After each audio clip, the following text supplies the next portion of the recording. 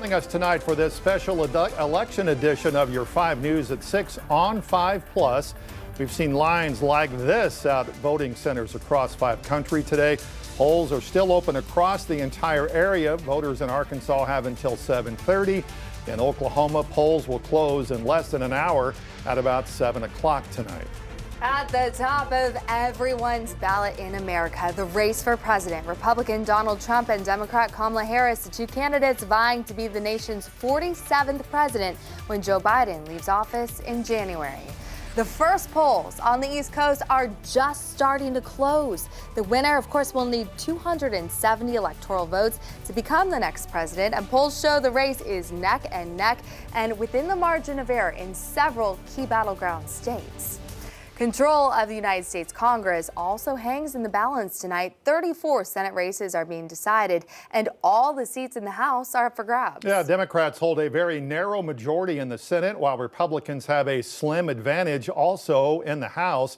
3rd District Congressman Steve Womack represents the state's 3rd Congressional District in the House. He faces re-election challenge from Democrat Caitlin Draper and Libertarian Bobby Wilson. 5 News reporter Kayla Davis is closely following this congressional race. She joins us now with an update on how things are looking with about an hour and a half before polls close. Kayla.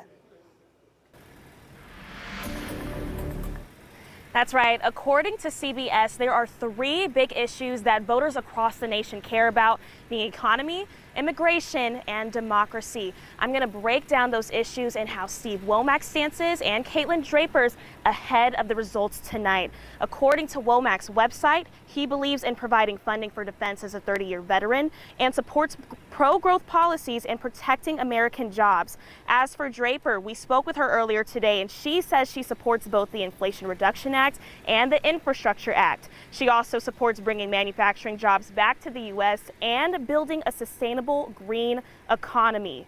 She also wants to reduce the effects of inflation for middle-class families and fight corporate price gouging.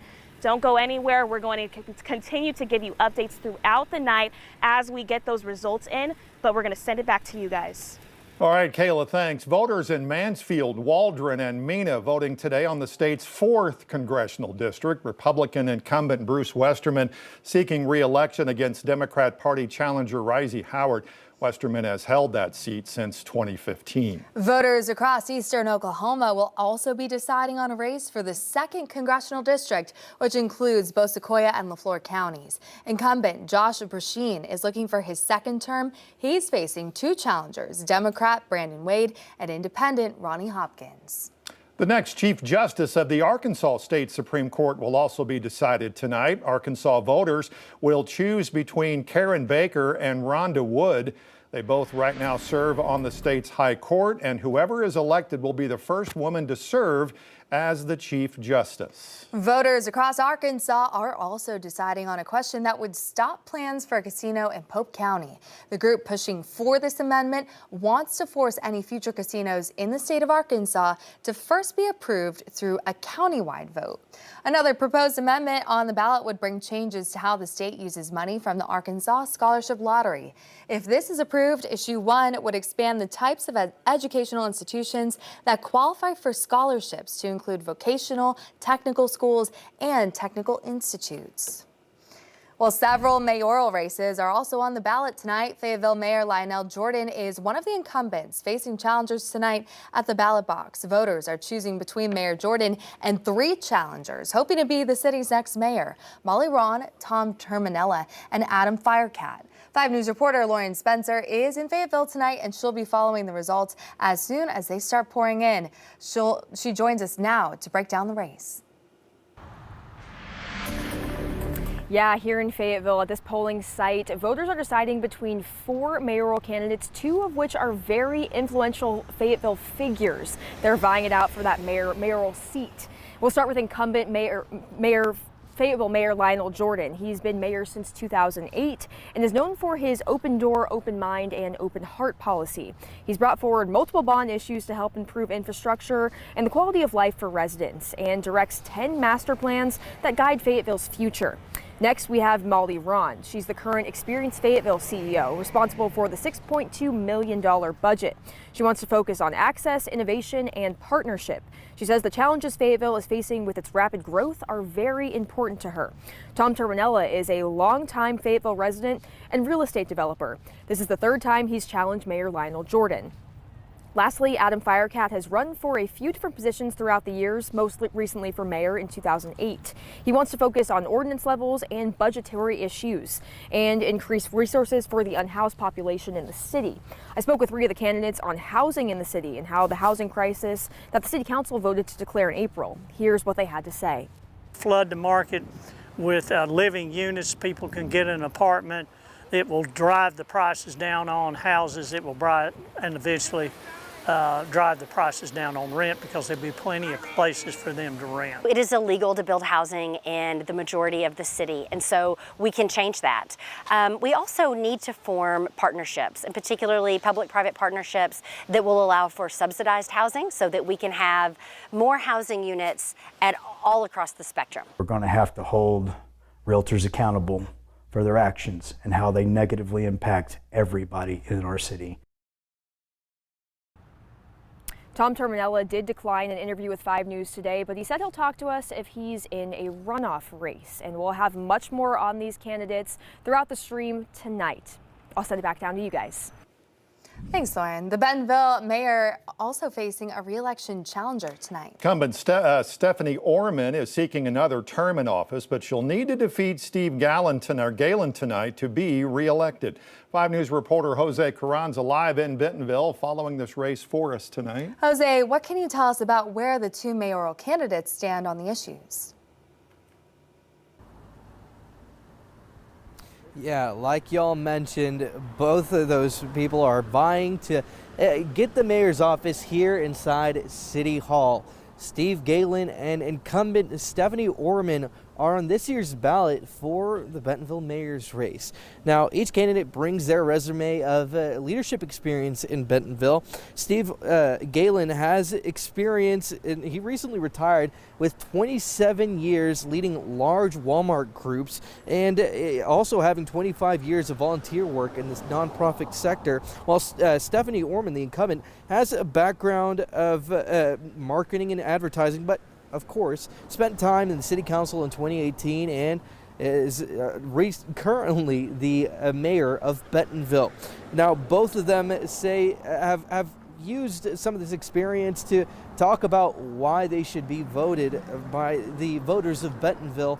Stephanie Orman taking into account what the city has already achieved, talking about how it's ranked nationally as one of the top cities in the U.S., and talking about the collaboration and all the work in the community that has made the city so great, while Steve Galen talks about that experience with Walmart, talking about how he knows, this is his quote, "I know how to get things done. I know how to bring people together and hammer out solutions and move forward. I know how to prioritize things, read financial documents, and I'm super passionate about making sure we can get Bentonville back on the right track."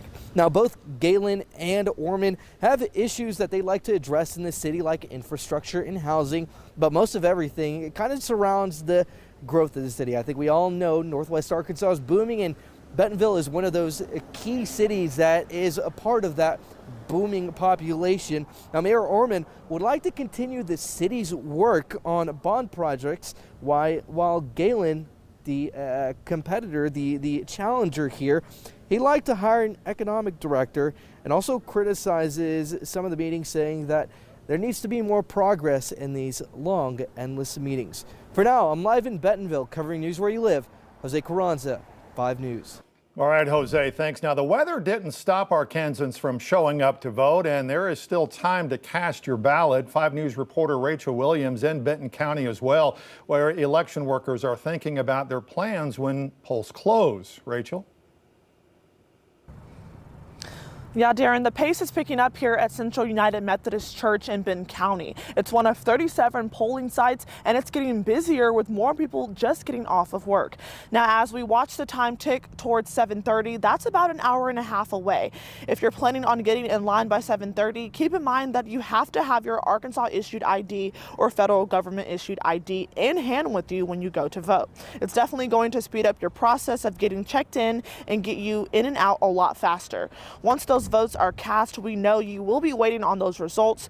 Benton County Election Coordinator Kim Dennison says there are different ways to see the results. We will release the early and absentee results. Vote.bentoncountyar.gov is going to be probably your easiest way to find your results here in Benton County. They will also be released in person here at the Election Commission for anybody here waiting on those results.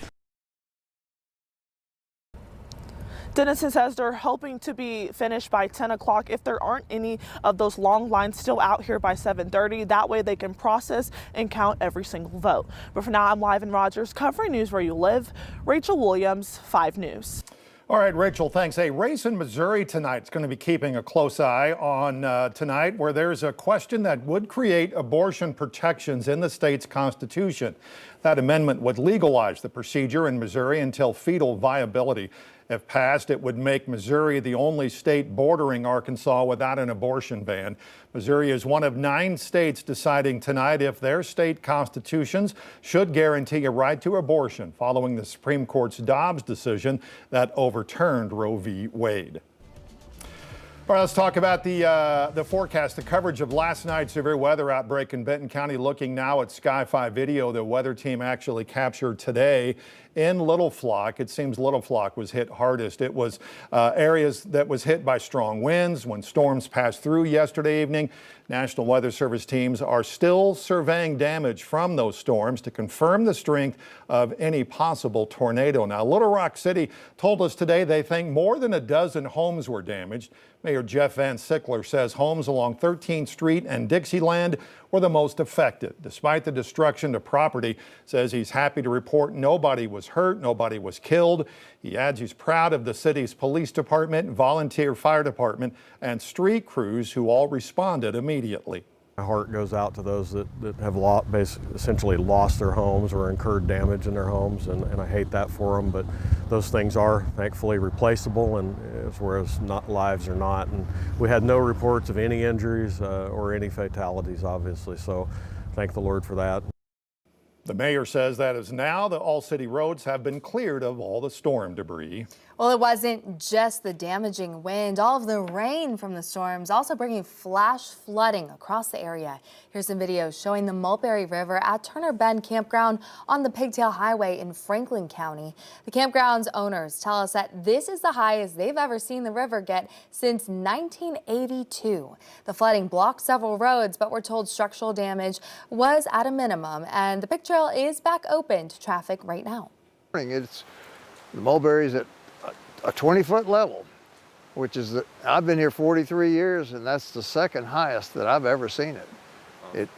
I walked out the door before daylight, and it is coming over our retaining wall, and like, oh my gosh, you know, who would have thought this could happen? But it did. And everyone's encouraged to stay off of the Mulberry River for now because of the high levels, and also you can see that fast current. Here's another look at that Sky 5 video our weather team captured today in Little Flock, showing the damage left behind by that apparent tornado.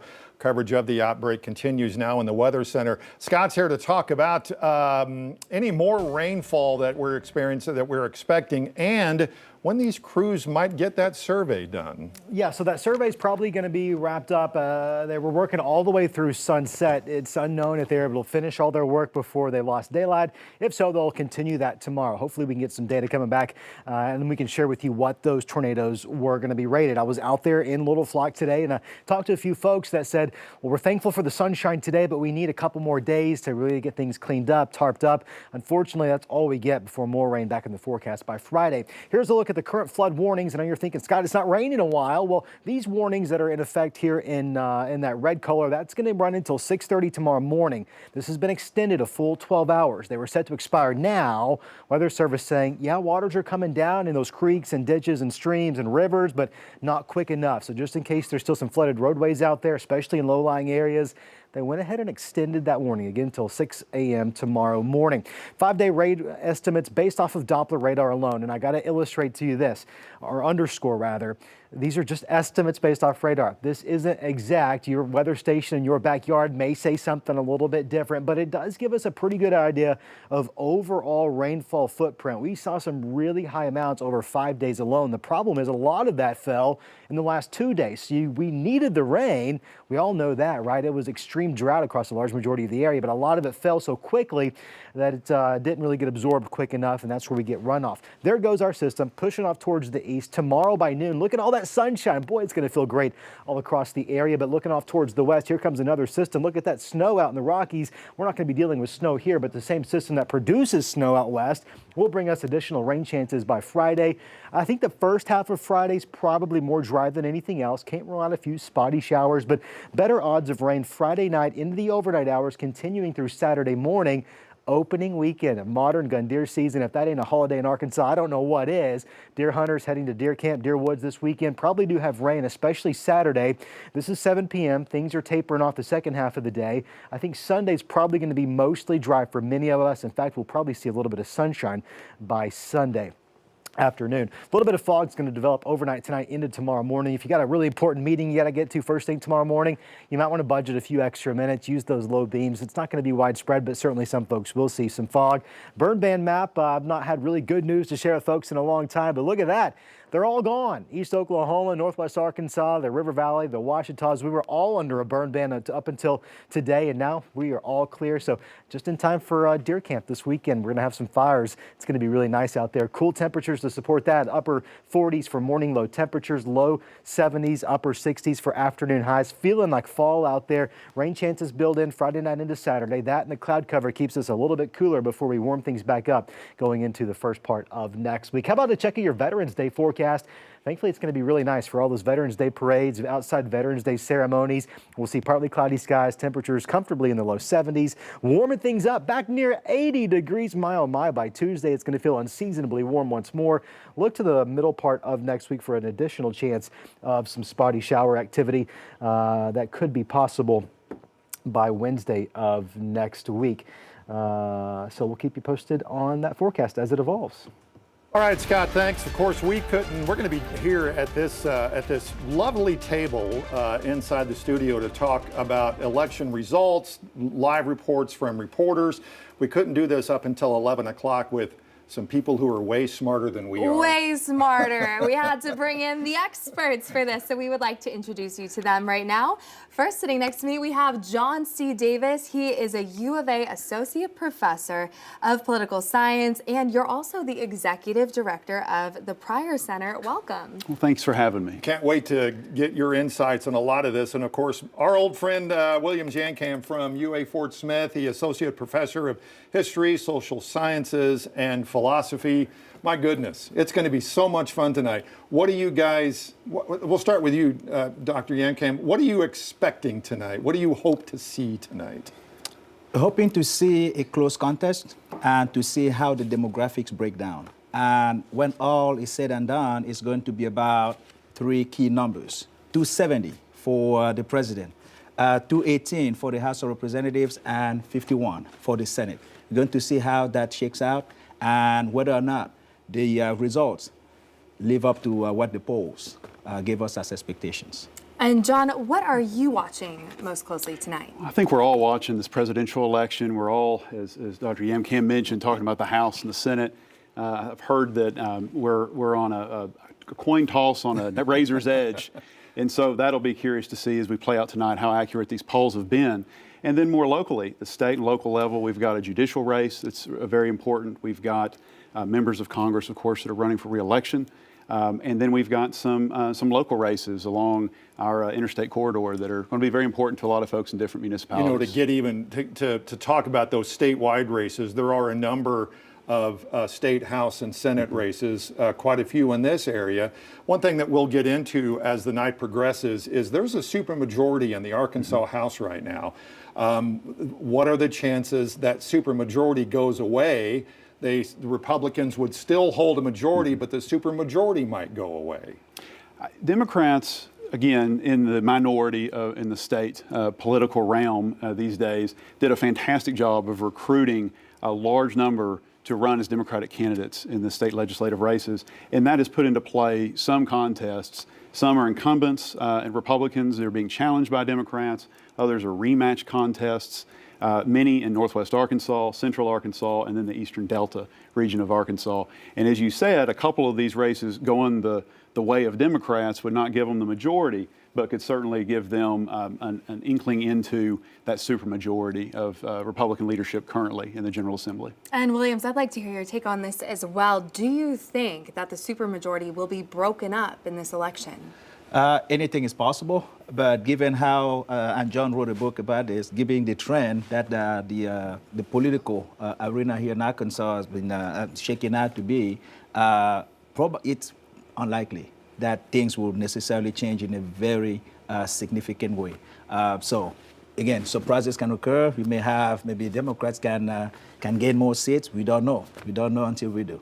Well, we are so glad to have you both here tonight watching these results come in live. And of course, the polls have already closed on the East Coast and the Midwest is up next. So you can also text your election questions to our two experts here tonight. That's the number you can text us anything with. You sent us your storm pictures yesterday. Right. Now we want to hear your election questions. You can ask us anything, ask them anything. That number is 479-785-5000. We would love to hear from you. Also, let us know where you're texting in from so we can just get an idea of the region. All right, that wraps up our conversation for now, but we are going to be here all night long on 5+. I am really, really looking forward to this right now. Oh, yes. It's going to be fun. Yes, and we have election pizza coming in too, so you guys get some of that as well. It'll be a long night. Let's put the coffee on. There you go. All right, we're going to be breaking into CBS's live coverage throughout the night as well. CBS is going to be on till midnight or after tonight. We'll be cutting in on Channel 5 on that in just a little bit, but we'll see you right back here on 5+ in just about 4 minutes or so. And we'll also be live on 5 News, but we're going to be right here with you throughout the entire night from now until 11 o'clock, breaking down all the key national and local races. We'll also continue our conversation with our two experts. Stick around as we continue to cover this historic election night right here on 5 News.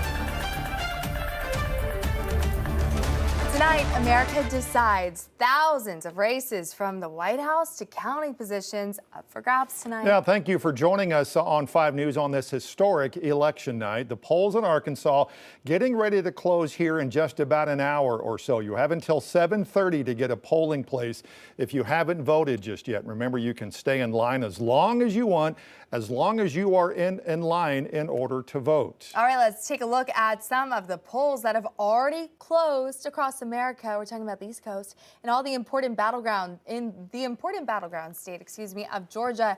Polls closed at 6 this evening. Indiana, Kentucky, South Carolina, Vermont, and Virginia have also finished voting for the day.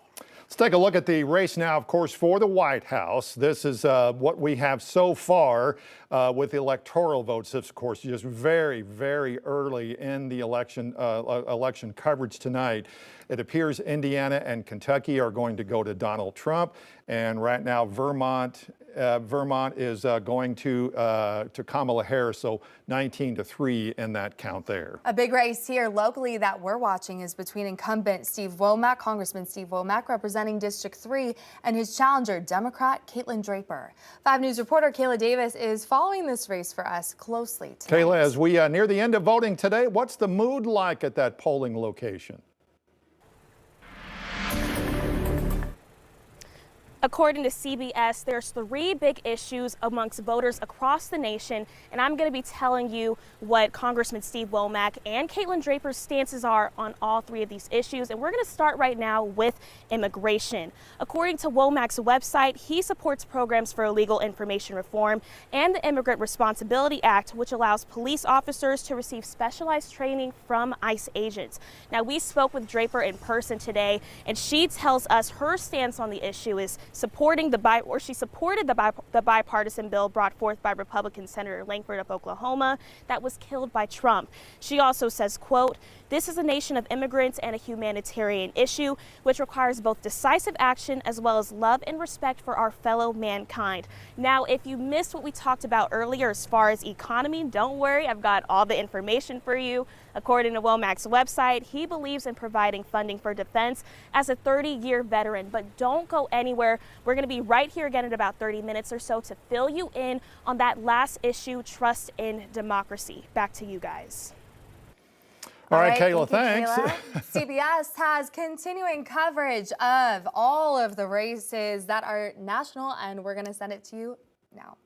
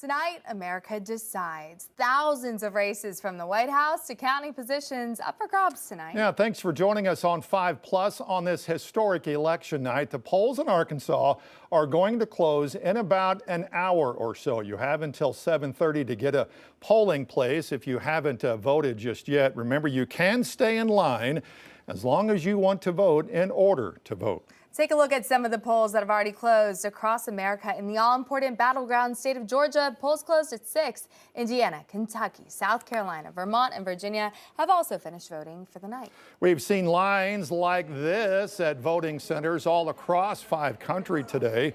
Polls are still open across the whole area. Voters in Arkansas again have until 7:30.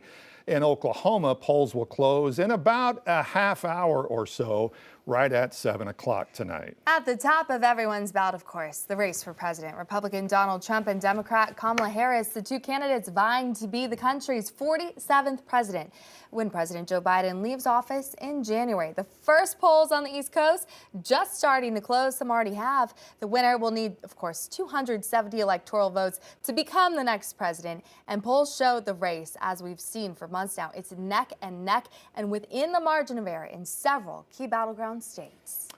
Voters in Mansfield, Waldron, and Mena voting today on the state's 4th congressional district race. Republican incumbent Bruce Westerman is seeking re-election against Democrat Party challenger Risey Howard. Westerman has held that seat since 2015. Voters across eastern Oklahoma will also be deciding on a race for the 2nd congressional district, which includes both Sequoia and LaFleur counties. Incumbent Josh Brasheen is looking for his 2nd term. He's facing 2 challengers, though, Democrat Brandon Wade and Independent Ronnie Hopkins. The next Chief Justice of the Arkansas State Supreme Court will also be decided tonight in Arkansas. Voters will choose between Karen Baker and Rhonda Wood. They both right now serve on the state's high court, and whoever wins this race will be the first woman to serve as Arkansas Chief Justice. Across Arkansas, people are also voting on a proposed amendment on the ballot that would bring changes to how the state is using money, money from the Arkansas Scholarship Lottery. If it's approved, Issue 1 would expand the types of educational institutions that qualify for the scholarships to include vocational technical schools and technical institutes. Voters are also deciding on a question that would stop plans for a casino in Pope County. The group pushing for the amendment wants to force any future casinos in Arkansas to first be approved through a countywide vote. All right, let's go out and send it over to our 5 News reporter, Jose Carranza. He is covering the Bentonville mayoral race tonight. He's live in Bentonville. Let's go chat with him.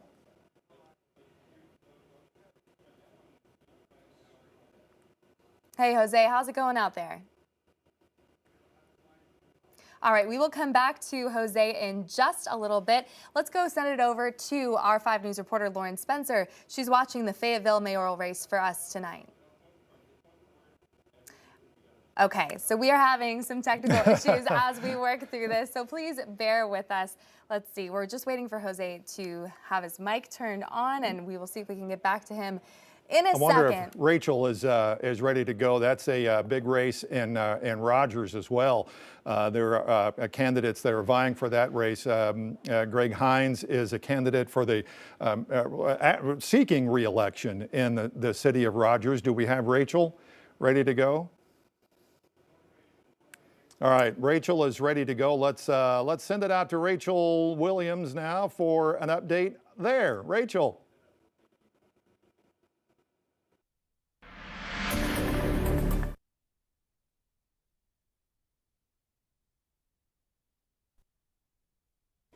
All right, we're trying to get our microphone situation worked out. We'll try to get that figured out between now and 11 o'clock tonight. Yes, we are on streaming, so we appreciate your patience as we try this out, and we just appreciate you being here with us. And also, we are still waiting for results. Of course, the polls have closed and continue to close on the East Coast.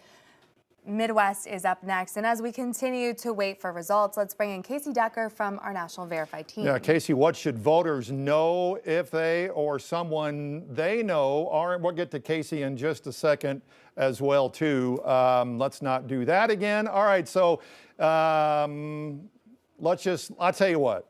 Let's just toss it to a commercial break, and we'll get things sorted out and be right back.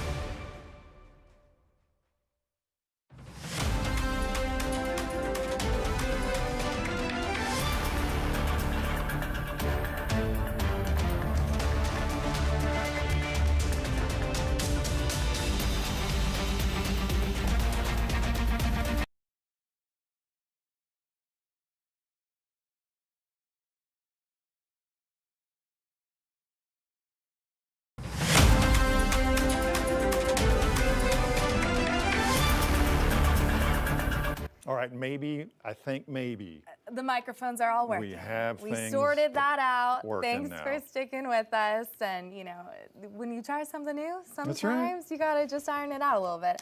One of the biggest races is the Bentonville mayor's race. That is right. That's where we have our 5 News reporter, Jose Carranza.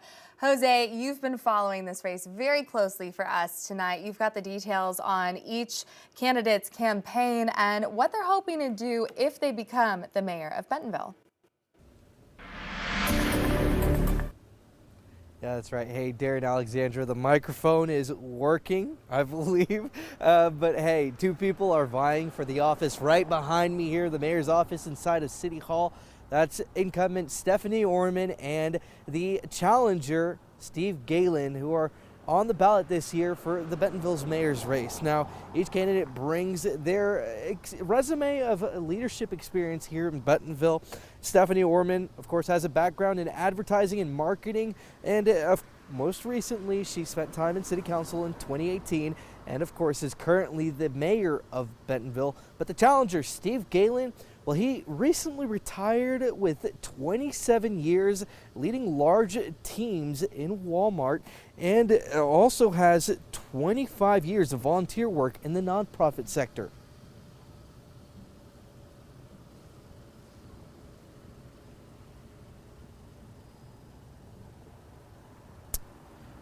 Excuse me, sorry, I figured there was going to be some quotes from them, and let me go ahead and read those quotes for you. So the reasons why these candidates are asking for you to vote for them, Mayor Orman kind of goes back to the resume that the city has built. She says that the city ranks nationally as one of the best cities in the U.S., talking about the collaboration with the community and talking about how that community input and community engagement has put the city on the map for the U.S., and that's why she would like for you to vote for her today. Of course, that time is ticking now.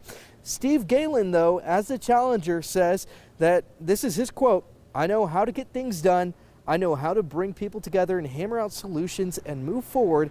I know how to prioritize things and read financial documents, and I'm super passionate about making sure we can get Bentonville back on track."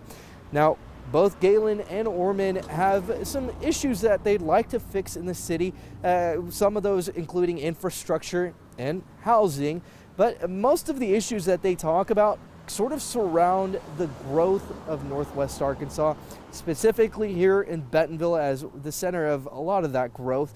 Now, Orman continues to talk about the city, and she would like to continue some of the city's work on bond projects, while Galen, the challenger, he would like to hire an economic director, talking about tourism to the city, but he would also challenges the city council's meetings and would like to see those more progress being done at those meetings, saying that those are long and endless. But for now, I'm live in Bentonville, covering news where you live. Jose Carranza, 5 News. All right, Jose, thank you. Well, control of Congress also hangs in the balance tonight. 34 Senate races are being decided, and all of the seats in the House are up for grabs. Yeah, Democrats hold a narrow majority in the Senate, while Republicans have a very slim advantage in the House. Congressman Steve Womack represents the state's 3rd congressional district in the House. He faces re-election challenges from Democrat Caitlin Draper and Libertarian Bobby Wilson. 5 News reporter Kayla Davis closely following this congressional race. She joins us now with an update on how things are looking with the polls closing at 7:30. We have less than an hour to go. Kayla, do you still see people coming in? That's right. We're at the First Baptist Church polling site in Rogers, and it's definitely slowed down over the last couple of hours, but still some people are filing in to get their vote in before that 7:30 deadline. And just like you guys said, they're going to be voting for either Steve Womack, Caitlin Draper, or Bobby Wilson. And some things that a lot of American voters care about are immigration and economy. So here are what their stances are on both of those issues. According to Womack's website, he believes in providing funding for defense, as he's a 30-year veteran. And he also supports pro-growth policies in protecting American jobs. And as for Draper, we spoke with her earlier today, and she says she supports both the Inflation Reduction Act and the Infrastructure Act, bringing manufacturing jobs back to the U.S. and building a sustainable green economy. So we're going to keep you guys updated as we get closer to that 7:30 deadline and we start to see what the numbers are going to look like as far as who is going to win this congressional seat. But for now, back to you guys.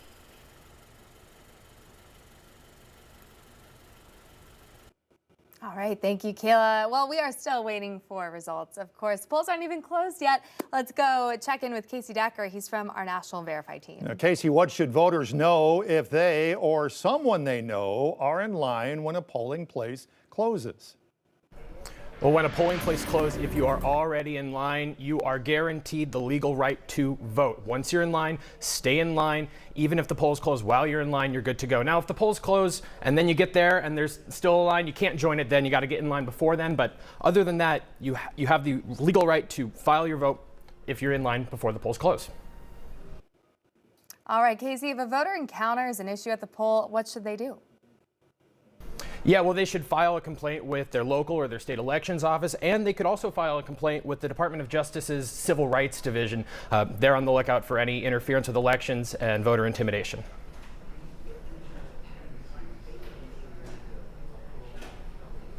Thanks, Casey. All right. Let's go ahead. Hang on while we get into our seats over here. This is a live stream for sure, because you're seeing how we actually move around. All right, so we have our two experts in the House who were kind enough to spend election night with us and be on this live stream until 11 o'clock. We really appreciate you being here in the House tonight. We have John C. Davis. You are a U of A Associate Professor of Political Science. And we have Dr. Williams Yamcam, who is a Associate Professor of Political Science at UA Fort Smith, who made it all the way up here to our studio in Johnson. Thank you so much for being here. Looking forward to your insights tonight. If you have a question for us, for our experts, you can actually text those questions to 479-785-5000. I was going to just check just to make sure if we have any questions just yet. All right. Well, while you do that, I would like to go ahead and kick off with, of course, what we're all watching tonight, the presidential race. Which issue is what you think is motivating voters to go to the polls across America? If you could pick one issue, what do you think it would be for voters? I think the one constant we've seen in the polling up to date has been the economy. And that can mean a lot of different things to a lot of different people. We can look at the basic sort of BLR statistics for labor and all this stuff, and we have a pretty strong economy by most measures. However, we've had relatively high inflation, and actually quite high inflation over the last few years. And that has made people have less confidence in the economy. And so that's the biggest issue, I think, of the day, driving a lot of our politics and a lot of the polling in the last few months. And Williams, how do you feel? Yes, I agree with John, because that's based on the on polling results over the past few months. And just below the economy, it's immigration, and then the issue of abortion and protecting democracy. The three first issues: the economy, immigration. Well, at least the top two, President Trump had an edge there. And then the issues of abortion and protecting democracy, Vice President Harris had an edge there. So it was just it's also there to see how to reshape the narrative of the race, because if the issue is about the economy, then Vice President Harris is playing defense. But if it's on abortion or protecting the economy, former President Trump will be playing defense. So it was interesting to watch that strategic dynamics there. So I guess we'll find out when we look deeper into exit polls to see exactly what is motivating voters, depending on states or depending on the demographics and those specific battleground states. And you guys can both answer this as well, too. How do those issues translate into local voters, local races, especially when it comes to those races for the Arkansas House and Senate? So I think we're in an era right now of really strong partisanship. And so that leads me to believe that we're less likely to see what we call split ticket voting. And split ticket voting is what Arkansans did for decades, where they might favor a Ronald Reagan presidential candidate and then Dale Bumper's Senate candidate or re-election candidate in the 1990s with also and Bush as well in the 2000s. So it seems likely to me that if you're going to the polls in Arkansas today or in the last couple of weeks of early voting and you're very motivated and you feel negatively towards the economy, you're concerned about immigration, those are issues that are going to lead you more than likely to support former President Trump. And I find it hard to believe that you're going to split ticket vote for a Democratic candidate. That would help the supermajority that we're watching really closely tonight if you're for Republicans in the General Assembly in Little Rock. And I agree with that, and I'll add something else, what is called in campaigns a coattail effect. Usually during the presidential election, we have a higher voter turnout. And because the focus of the nation, or in general, and the political class in particular, is on the presidential race, which is at the top of the ballot, that usually would drive voter turnout. Also, that will affect the down-ballot races. So it will be interesting to see how that turnout, because of the coattail effect of the presidential race, will seep into those local races as well. So what you're saying is, in midterm elections, not a lot of people go out and vote, but in a presidential race, more will go out and vote, maybe not be as educated as somebody that would go out every 2 years? I think it's fair to say that to a point. Arkansas, unfortunately, is near the bottom in voter turnout, both in the presidential election cycles historically and the midterms. But it's almost a general rule nationally. You're going to see lower turnout in the midterm levels. And those folks are probably more, you might say, high propensity voters. They're going to vote for school board. They're going to vote for that millage. They're going to vote on every single contest. They're habitual voters, right? Not a bad thing. No, not a bad thing at all. Exactly, yes. We need more of them, right? But in presidential politics, the money, the ad wars, the debates, all of these things bring in other folks who are going to go vote, maybe for the first time, or maybe they're irregular voters. And that also complicates polling. Indeed. Because we have a hard time predicting who's going to show up in these presidential contests. Yes, I totally agree. And also one thing to point out is that specifically, since Darren asked about the race here in Arkansas, it's how much of the fact that, well, at the presidential level, we know that Arkansas is a red state. How much of that can somewhat depress voter turnout because there's nothing at stake here at the presidential level? I don't mean that in terms of actually trying to depress the vote myself, but just to say that because we know it's a red state, would that necessarily cause some voters to say, well, there's no stake there? And then also in campaigns, we have what is usually called the roll-off rate, meaning, or the resiliency rate as well. If, for example, you have 100 voters that are voting for, let's say, the president here in Arkansas, not all 100 voters will vote for, let's say, dog catcher at the bottom of the of the ballot. So it will be interesting to see how much of that happens here. We don't have any hard data yet to have a conclusive declaration about that. And that's an interesting point. Sometimes people might think, oh, I live in a red state or a blue state, so if I feel the opposite, my voice won't matter. But, it does come down to, of course, the Electoral College when it comes to the presidential race. But I think it also speaks to how people feel when it comes to the popular vote versus the Electoral College. Sometimes we see one candidate win the popular vote by a few million, or maybe a few, 10 million.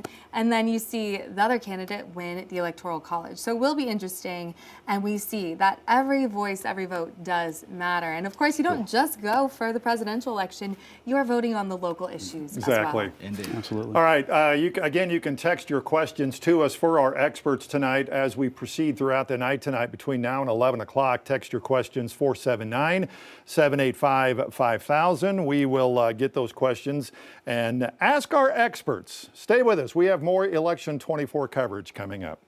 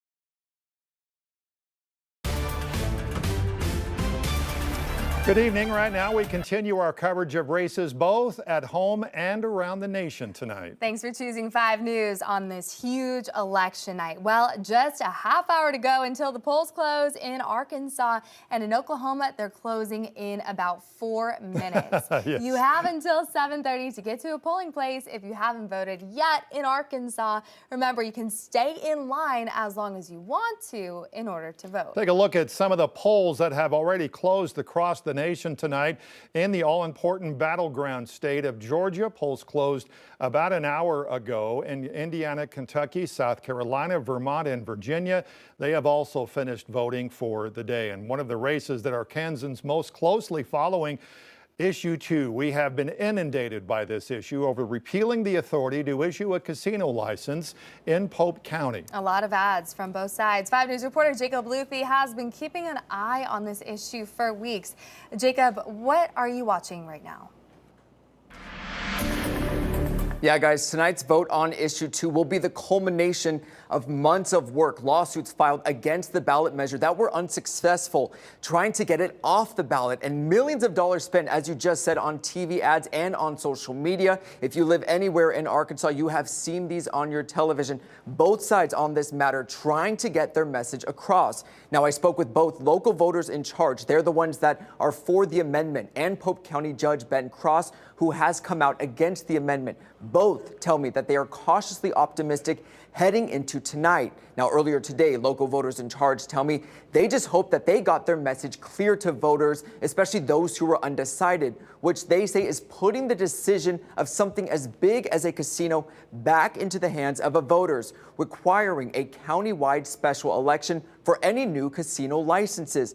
Meanwhile, those against the amendment, including Pope County Judge Ben Cross, say a vote on Issue 2 will stifle economic development in the River Valley and Pope County. They say the casino being planned for in Russellville isn't just an idea. It's something that is already in the works, with land purchased and ready to break ground. Now, some state leaders have come out for and against the issue. President of the Arkansas State Senate, Bart Hester, formally endorsed this issue on Sunday, and sources say that Governor Sarah Huckabee Sanders voted against Issue 2. Now, this is all culminating today, and as you said, polls close at 7:30, but both cautiously optimistic. All right, thank you, Jacob. Well, we are also watching this race. This race, that was the 3rd district. We'll bring more on that race later. In the meantime, join us on our streaming app 5+. If you want to learn how to download it, just head to 5newsonline.com.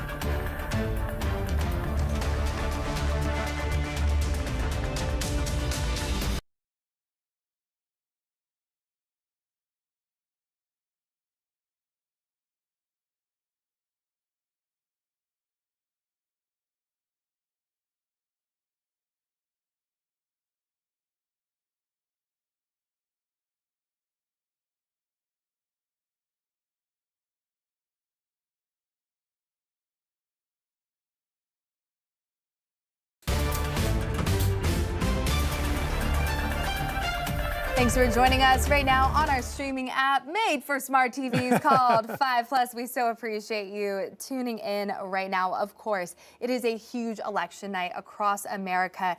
We're all watching the presidential race as the polls have closed along the East Coast, and now they're closing within, I would say, 26 minutes in Arkansas. The polls will close. Polls closed in Oklahoma about 4 minutes ago. We may start getting some results that'll be coming in from Oklahoma here in the next 30 or 40 minutes or so. After the polls close at 7:30, though, it may take a while for counties to start reporting the absentee ballots and the early voting ballots. And so we'll see how long that takes before we start seeing some results coming in. Absolutely. And while we are all watching the presidential race across America, we have a lot of really important local races as well. Including in the city of Rogers. 5 News reporter Rachel Williams is in Rogers with an update on what's happening there. Rachel? Yeah, about an hour ago, I just spoke with incumbent of Rogers Mayor Greg Hines, and he's running for the third and final time. He's been in office since 2011, and if he's reelected for a fourth term, he said he wants to do another bond election, but he wants to set Rogers up for financial success, especially after the devastating tornadoes that happened on Memorial Day weekend. Earlier today, I also spoke with his challenger, Justice of the Peace, Chris Latimer, and he said, quote, "I'm ready, and I think that Rogers is ready for a change in leadership." And when I spoke to him, he said that his campaign will focus primarily on combating crime, working closely with local and state governments, and cutting, quote, cutting red tape in the city's building process. And regardless, he said, regardless if he wins or not, that he will still work to improve the city of Rogers to the best that he can, because he does serve on the Justice of Peace. But we'll have an update, stay with us on who wins this election. So just stay with 5 News and we'll have more. Back to you guys. All right, Rachel, thanks. Parker Abels is in Sebastian County. Not as many races in Sebastian County this evening other than a city director's position, a couple of state rep races there as well, and I think a couple of JP races within Sebastian County. So Parker, how are things going in Sebastian County?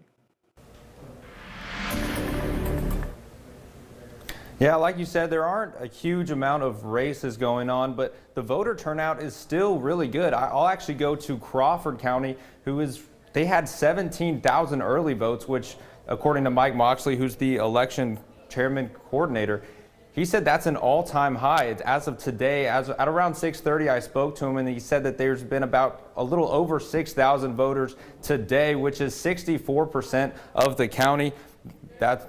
He said that's a really good number, and they're going to continue to increase. I will have a little bit more on Sebastian County in a little bit. I'm also going to talk to Mike Moxley more in an interview coming up later, but that's all I have for now, guys. Back to you. All right, thank you, Parker. Let's go back up to Northwest Arkansas. We find 5 News reporter Lauren Spencer covering the Fayetteville mayoral race for us tonight. Incumbent Lionel Jordan, the current mayor, is facing a couple challengers as he seeks another term, Lauren. Yeah, Alexandra, you're right. We're here at a polling site in Fayetteville, and the voters they're trickling in still. They got about 20-25 minutes left here to cast their vote in. So lines have definitely slowed down, but people are still getting in here. But talking about the Fayetteville mayoral race, there's actually 4 candidates this year. 2 of those candidates are very influential in the city of Fayetteville. One of them being incumbent Fayetteville Mayor Lionel Jordan, the other being experienced Fayetteville CEO Molly Ron. And then there's 2 other candidates. We have Tom Terminella, a longtime real estate developer here in the city of Fayetteville, and Adam Firecat, who's also a longtime resident and ran for a few races in the past. And I think that something on the minds for a lot of voters in Fayetteville is the region's growing so much, Fayetteville's growing so much, especially with the U of A being right in their backyard. Lots of students coming here, or lots of people just moving here, making the region grow a ton. And how can the city of Fayetteville keep up with that with infrastructure? I asked the candidates that. Here's what they had to say.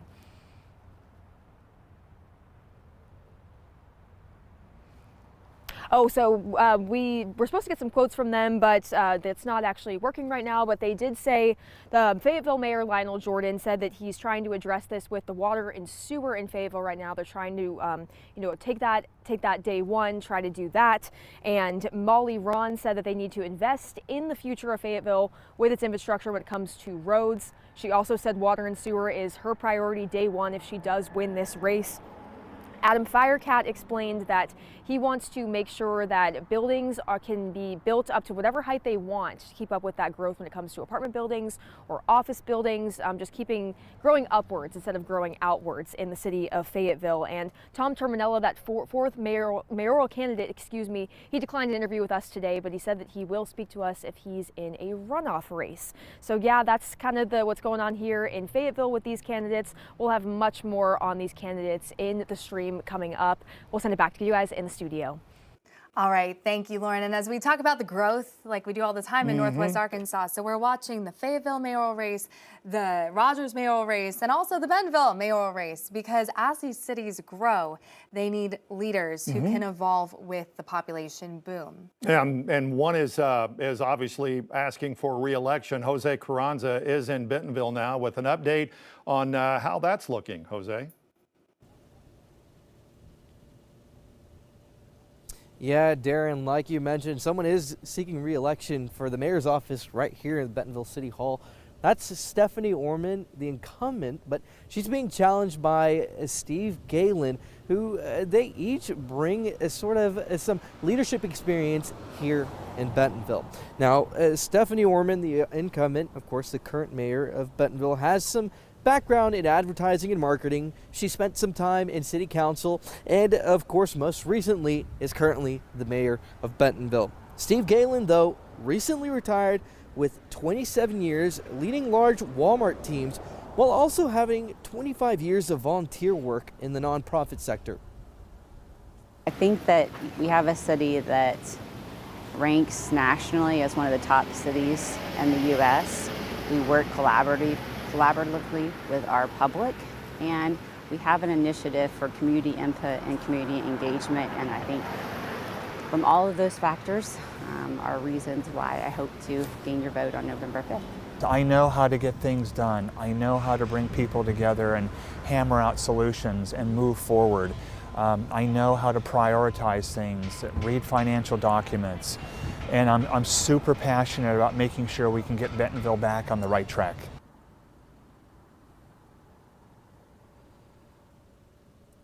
Like I've been mentioning, those two are competing for the spot here at the mayor's office. It's 7-11 right now. We got about less than 20 minutes before the votes stop at the polling location. So, hey, if you're riding your bike, I don't know, if you're nearby, go to your polling location, get your vote in if you can, because every vote counts. But like I said, both of them are competing, and they have some key issues that they want to fix here in the city, and it all just revolves, like Lauren said, Northwest Arkansas is growing, but especially here in Bentonville. You've got Walmart home office. It's getting ready to open up. There's so much growth ready here in Bentonville. And of course, here in 20 minutes, wherever we go, they're all within a block of each other here in downtown Bentonville. Both of them are hosting watch parties. Mayor Orman is here at the Meteor Guitar Gallery. She's getting ready. Actually, I think she's already opened up for the public. And Steve Galen is over at the Motto by Hilton, which just opened up a few weeks ago. But yeah, they're both working on that growth that's happening here in Bentonville. They want to tackle some of those key issues like infrastructure and housing. Now, Stephanie Orman, the current mayor, she wants to continue the work that the city is, some of the things that she's already working on in those bond projects. While the challenger, Steve Galen, he's a little bit more critical about the city. He says that he'd like to hire a new position. He'd like to have an economic director join the ranks here in Bentonville, but he'd also like to have more progress at the city's meetings, criticizing, saying that they are having way too many of these long, endless meetings. But for now, we're live in Bentonville, covering news where you live. Jose Carranza, 5 News.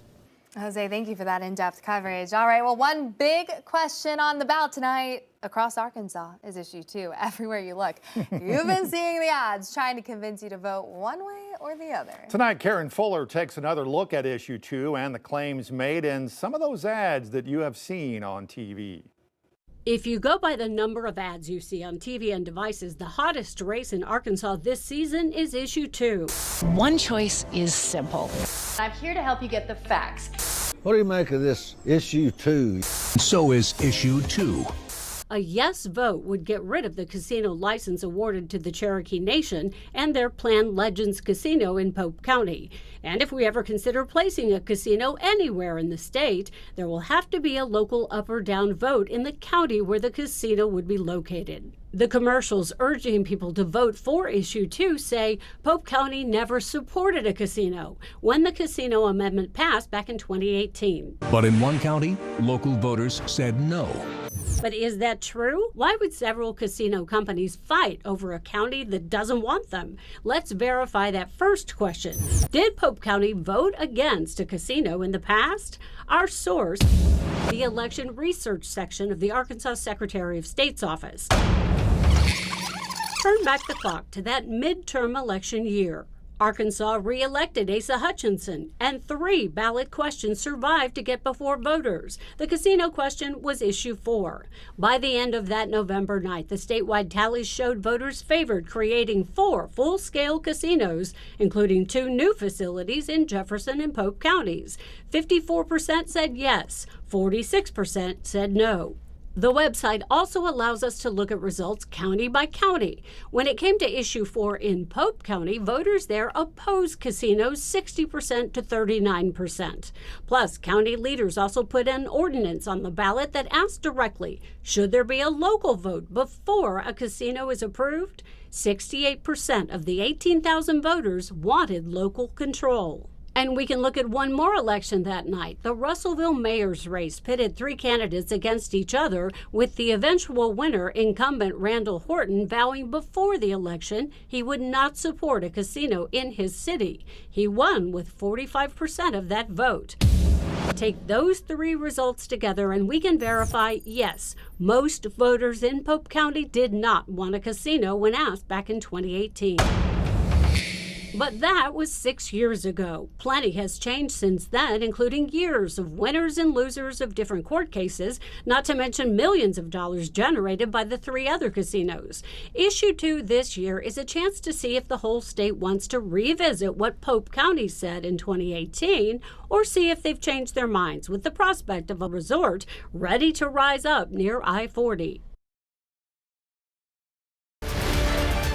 All right, we're now joined by our political experts tonight, the U of A Associate Professor John C. Davis and U of A Fort Smith Professor Williams Yamcam. And so we just saw a deep dive on issue 2.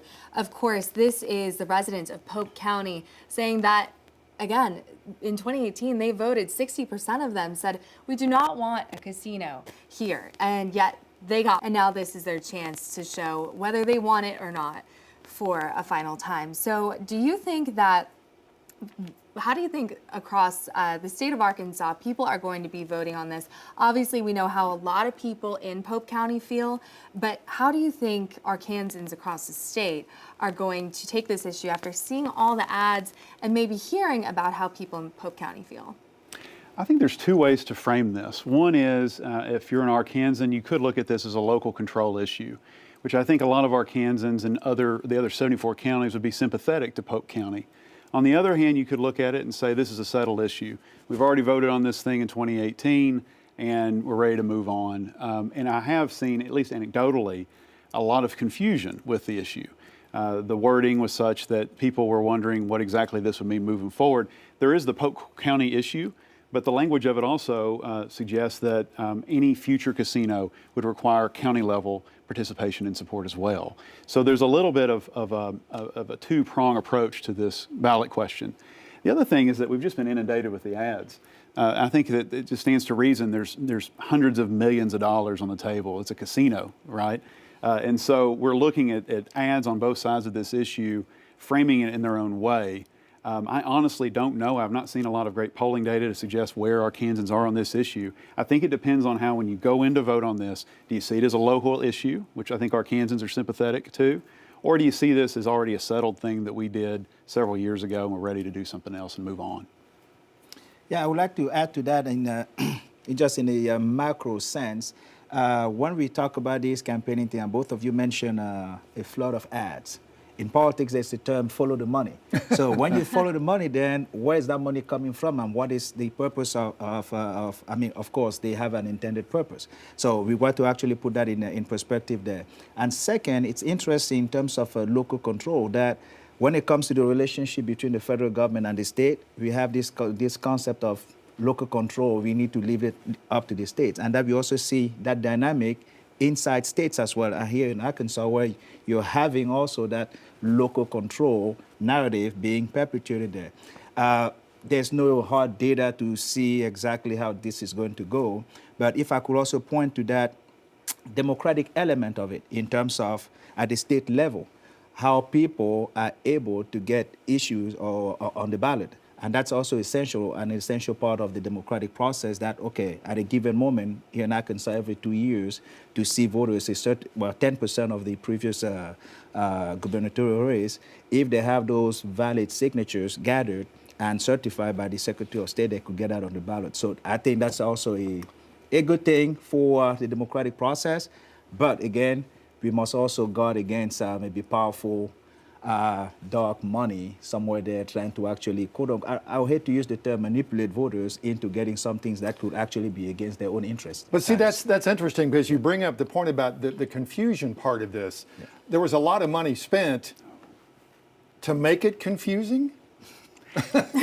I think it's one of those deals. So historically, Arkansans have been pretty supportive of issues on the ballot.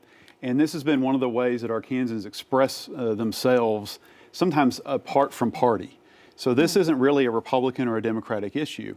In fact, most of our elected officials have stayed pretty quiet on this question. There were other issues where we did see some PACs that are affiliated with some of our state leaders come out in favor or against something. But in this case, they've been pretty quiet. And I think part of it is no one's too sure where Arkansans side on it. And if you're looking at the ballot question, it's almost a negative. It's voting yes is almost effectively voting no on something from 2018, or at least a significant amendment to that. And so that's where I think you have the ad wars, where you have these campaigns saying one's good for jobs and revenue, the other one takes away local control.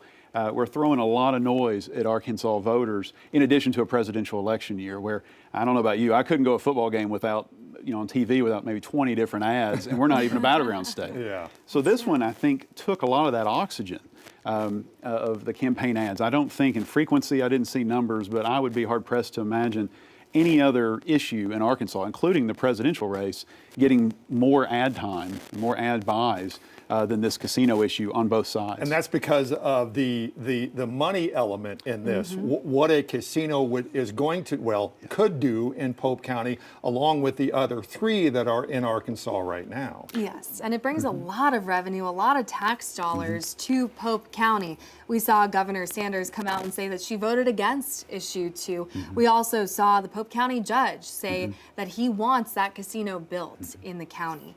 So we've also seen even some money from outside of the state of Arkansas, some casino stakeholders in Oklahoma getting involved in this issue. So it's just a very money-heavy issue that we're seeing. Yeah, Arkansas voters are dealing with this question, getting thrown a lot of different messaging. And to your point, one of the lead opponents of a Pope County casino is another casino franchise, if you will, in Oklahoma that would prefer that we drive across the border to play blackjack. So, exactly, this is one of those, this is probably one of the bigger question mark races or contests that we have in Arkansas. I think I don't want to, polls are still open. I'm not going to dare say, how things are going to pan out when people are still going, but we know this is a pretty strong Republican state. This is one of those issues that's sort of free of party affiliation. We're going to really see Arkansas voters make a decision independently in the ballot box. And I think it'll be really interesting to see as we get these numbers in, highlighting how people in Pope County voted over this. And once again, the rest of Arkansas. How did the rest of Arkansas feel? And like you said, were they sympathetic to local control? Or are they saying, hey, we already voted on this and this is how we felt in 2018 and maybe we still feel that way? One other thing to look at too, and I know the two of us over here will be looking at this stuff for weeks, Williams and I both, but I'm curious to see what Jefferson County does, Garland County, so we've got Pine Bluff, Hot Springs, and then West Memphis all have the casino licenses. And so then you're looking at this fourth in question. I kind of want to see what those counties, they already have this gaming experience there, and so in some ways it's a referendum at those county levels to whether or not there's some remorse, buyer's remorse, if you will. But again, that's pure speculation. I don't mean to interrupt, but we are on a hard break here. We need to get back to CBS coverage. Thank you all for being here again, and don't go anywhere because we have plenty to talk about. We do have some questions being sent in to us. If you want to text your questions to us, 479-785-5000. We'll take a break and be back in just a bit.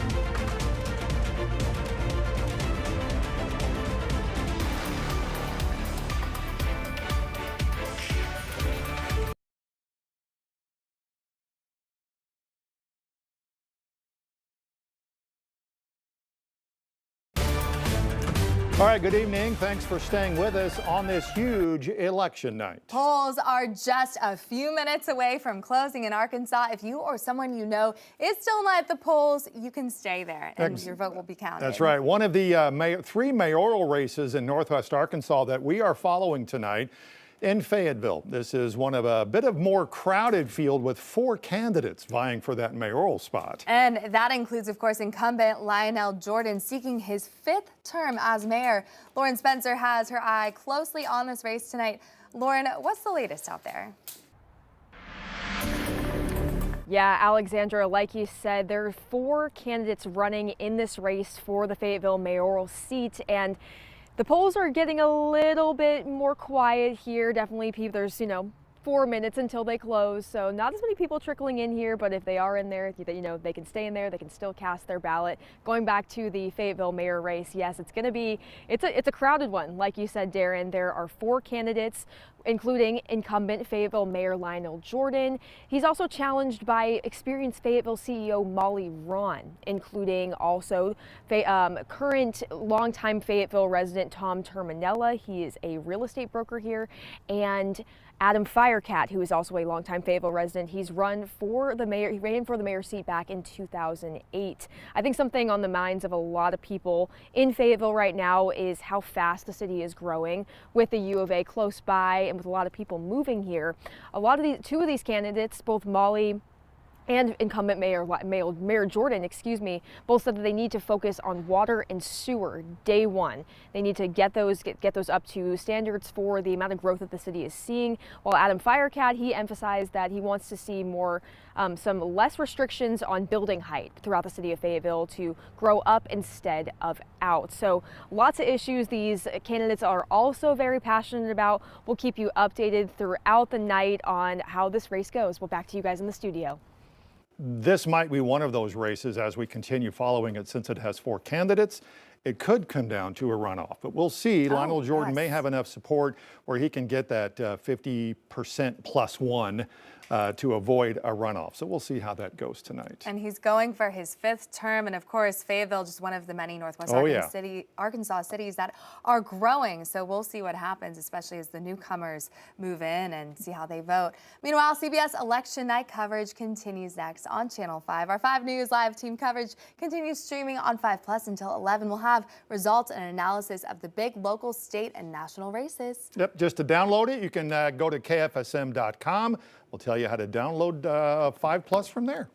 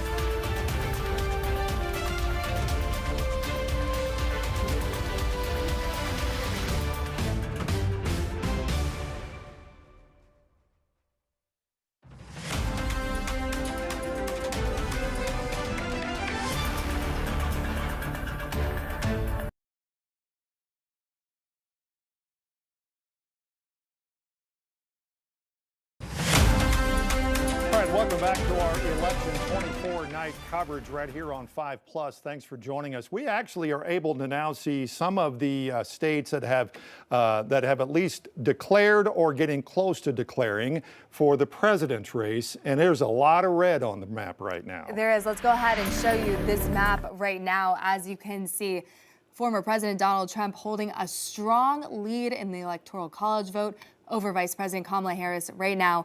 We do have Alex Stewart watching this closely. Alex, you're watching this electoral map. And just as we were in the break, we saw one state go from a light shade of blue to now a shade of red. That's right.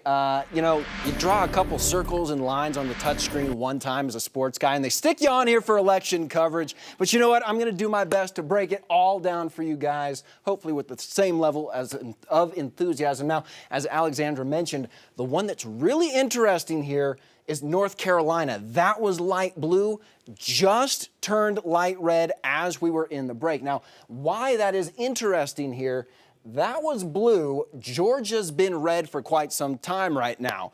And why that's interesting is each worth 16 electoral votes. Now, had Donald Trump not held on to North Carolina, it would have been about a wash, right? Georgia, 16, North Carolina, if that one goes to Vice President Harris, they sort of cancel each other out, which would mean Donald Trump would need to try and start stealing some of these blue wall states or battleground states, which, of course, Pennsylvania, Michigan, Ohio, Wisconsin, and then a little bit further out on the West Coast, you've got Nevada, Arizona, and then you're looking at an interesting one for this particular election. We didn't think it would be, but recently, Iowa. A poll came out, and it had Vice President Harris actually ahead of former President Trump in Iowa. So that one is an interesting one that we're trying to keep our eyes on that maybe we didn't think of before. But Georgia here, let's go ahead and pull that one up a little bit larger here and go to our county leaders. Now, why this is interesting and why we shouldn't tally it up for Vice President or former President Trump, rather. All these counties were blue in the past. We can still see some white there, which means they haven't been counted. And these counties down here also blue. So there is a lot of open real estate here for Vice President Harris to make a push and steal Georgia away from former President Trump. Now let's go ahead and go back to our national map here and take a look at Pennsylvania. That might be the key to this entire election. Just about every pundit, talking head, has said this is the state that is the linchpin. And as you can see, a lot of open ground in here to steal. A lot of that was red in the previous election, but we'll see how that goes as we swing back here to our national map. And of course, for those eagle-eyed viewers, you already saw Arkansas, while early, has been declared for former President Trump. And there's a look at the counties that have voted and the ballots tallied, rather. And there's a good look, but it has been called for former President Donald Trump, guys. Yeah, not a lot of surprise there, especially in Arkansas and Oklahoma as well. Yes, but of course, the night is still early and polls have not closed across the country yet. So like Alex said, well, it remains to be seen how this all shakes out, especially as we're seeing, pockets of Georgia, pockets of Pennsylvania, and a lot of those precincts haven't shared their results just yet. All right. Well, another big theme every presidential election in recent years has been election security. Yep. 5 News reporter Jacob Luthi is in our newsroom now to talk more about how things are kept secure. Jacob? Yeah, Darren, yesterday, security officials, what they did was they held a briefing call to try to ensure not only the media's but the public's trust in the security and accuracy of our elections. Now, the director of the Cybersecurity and Infrastructure Security Agency, her name is Jen Esterly, she says so far they've only observed small-scale incidents resulting in no significant impacts to our election infrastructure here in the United States, but they're constantly monitoring threats. Those include criminal destruction of ballot drop boxes, severe weather threats, and threats targeting election officials. In addition, Esterly says the intelligence community is monitoring efforts from countries such as Russia, China, and Iran to undermine American confidence in our election system. But again, as of now, she says that they've seen no evidence of activity that has the potential to impact the outcome of the presidential election. Chris Madison, he's the director of the Arkansas State Board of Election Commissioners. He says that he and his team have been planning for this election since October 2023. That's over a year. Esterly adds that the best place to find the most accurate election information is with our local and state election officials, given the chance of misinformation.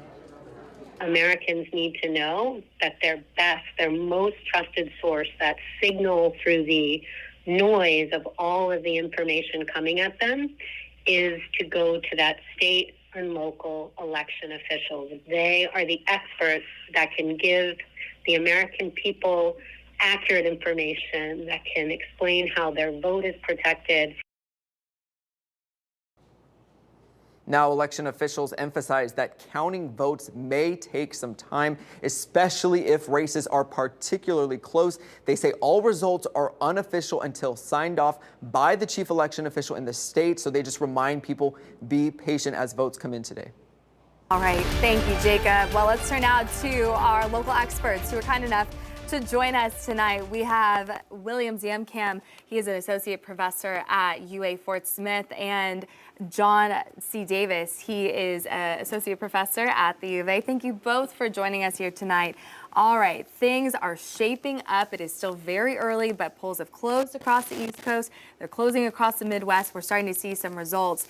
And right now, former President Donald Trump taking a massive lead with the Electoral College vote.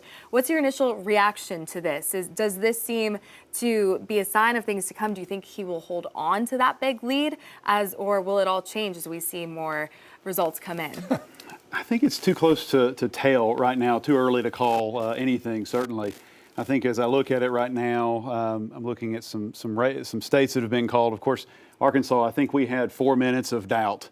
I think we closed at 7:30, 7:34, I believe, started seeing news outlets calling Arkansas. What we're going to start to see are states that are not going to be called anytime soon, but we're seeing the rural returns of those votes. And that's just the way that this works as far as counting. You're going to have fewer people, fewer ballots to count in those rural areas in these states. And so if we look at the maps right now, and I'm sure many of us are flipping back and forth on different channels, we've got our phones going, we're going to see shades of pink and blue, and it's going to oscillate. And that could mean something. It could mean some momentum. But more than likely, it's those first early voting returns, either from rural areas, which are going to lean, at least the polling would suggest, are going to lean pretty heavily towards former President Trump in almost every state. Or if you're looking into early voting or mail absentee voting, as these returns come in, we're going to see waves. In fact, there's been, I think there's been talk in the past of sort of a red wave and a blue wave in these as we count election votes, especially in 2020. We started to see pretty significant leads for then President Trump, and then that waned. And then over time, as we started to see more urban turnouts calculated, where really you've got hundreds of thousands of votes, we started to see some of those states tilt blue, such as Georgia and a myriad others that are now battleground states, as we like to call them. So I would say it's just too early to know. I haven't seen any surprises yet, but I'd be eager to hear what Williams has to say. Hey, I agree. If you have to go with a specific headline right now, no surprises yet. All the states that are supposed to go President Trump's way are going, at least those that have been called are states that were supposed to go his way. And the states that have been called for Vice President Harris are also trending her way. What is actually going to be the focus is those 7 battleground states where, at this point, they're still all a toss-up. So that's why we're keeping a closer eye on those 7 battleground states. So no surprises yet. It's interesting you bring up no surprise in Arkansas and in Oklahoma, and having covered these for years, not a lot of presidential candidates will come to this state or in Oklahoma because they've already got it sewn up pretty much. Yeah. That's the case again this year. Is that right? It is. The question for Arkansas is, will former President Trump exceed the successes he's had in our state, or will he soften a bit, his support soften a bit in Arkansas? So in 2016, Donald Trump got about 60% of the vote in Arkansas. In 2020, of course, the election he loses, but he gets 62% in Arkansas. So I'm interested in seeing as the night wears on and we get more tallied results through the Arkansas Secretary of State's office and others, we'll see if he's below 60, which some polls had indicated that he was more mid to upper 50s this cycle, which would be newsworthy, I think, because there could be some down ticket effects in the state. Or does he expand his strength in this state? Maybe it's 63%. We just don't know yet. And Williams, you've been looking at some exit polls. What are you seeing as we are talking about Arkansas and Oklahoma, and also, again, zooming out and looking at how voters are feeling nationwide? Right now, I have to be careful here because sometimes exit polls don't necessarily match up with the actual results. And for the voters out there, exit polling is just when people cast their ballot, and then as they're exiting the ballot, they're surveyed by those posters. And also, there's a methodology to it as well. It's more or less scientific. I've done some of that as well in the past with the company that CBS, your mother company, uses. There's a methodology that's quite scientific. However, we've seen in recent cycles that sometimes when we have, I know it's not a knock on you guys in the news media, sometimes in trying to actually, and especially the national media, they will talk about exit polling starting at maybe 5 p.m. And then, but the actual results would not necessarily match up with those exit polling. So right now, I think it's too early to even get into that because again, the economy and immigration, abortion, and also the strength of the democracy, or at least protecting democracy, those are the top issues, and primarily the economy. Of course, as we mentioned earlier, President Trump led on that top issue. We're going to see if that's going to translate into actual victories for him. And I'm really surprised we have not seen, and I just checked, we've not seen a call made for Congressman Womack's race. I'd have thought that had been called 2 minutes after the polls closed, based on that exit polling, or just folks who have, and if you believe in the polls, you know, the support and the popularity that he has. I think we were in a unique situation in Arkansas where we have seen our Republican incumbents reach a level of seniority and experience and leadership within their caucus in Congress to have some leadership positions in this next Congress should Republicans either maintain the majority in the House or gain it in the U.S. Senate. And Steve Womack is one of those that could easily play an even bigger role in the budgeting process, particularly in D.C. And then Caitlin Draper, certainly the underdog in this contest. I will point out, though, since we've been talking about polls, which the only polls that matter at the end of the day are the final results, right? But some public opinion polling made a little bit of news, and this was back in September. So I don't think polls are predictive really anyway, particularly one that's that old. But in September, we saw some evidence that the 3rd and 2nd congressional districts were a little weaker for Trump, and that granted those differences were going to be made up in the 1st and in the 4th congressional districts. That may make this race a little closer than we would expect. I still think that Womack has a wind at his back, so to speak, and I think his two challengers certainly have uphill battles, particularly Caitlin Draper, who has run, I think, a really energetic race and contest. But again, this district has been Republican since 1966. Yeah. So there's John certainly Paul history Hammersmith there. made up for a lot of that. Absolutely, absolutely. Up until the 1990s, of course. Yeah. Yes. And of course, we're watching the Arkansas State House and Senate race as well, where we are seeing a supermajority, and that could all change, and that could change the landscape of politics in the state. So how are we feeling about that? Well, right now, we don't have a lot of results in for those contests, and in some cases, they could be quite tight. We had a few contests in Northwest Arkansas that were a matter of a few hundred votes. In one case, even, I think it was a couple dozen votes. Wow. We have some East Arkansas contests where we could likely see something really similar. So these are really, really tight competitive elections, competitive races in a state that isn't terribly competitive. And so it's worth watching, you know, a handful of these contests because even if you're a Republican Party in Arkansas and you're very dominant politically, it's hard to maintain a super majority. That's a high bar. And the question again this cycle, as it has been lately, is will they be able to keep it? And again, we mentioned earlier, Democrats did a better job this time of fielding candidates against these folks who are Republican incumbents in most cases. And so it'll be a real interesting thing to see if a handful of these go Democratic. It could break that supermajority. It's interesting, and we know the dynamic of these state house races in Northwest Arkansas. I think, and Williams, you can talk about this.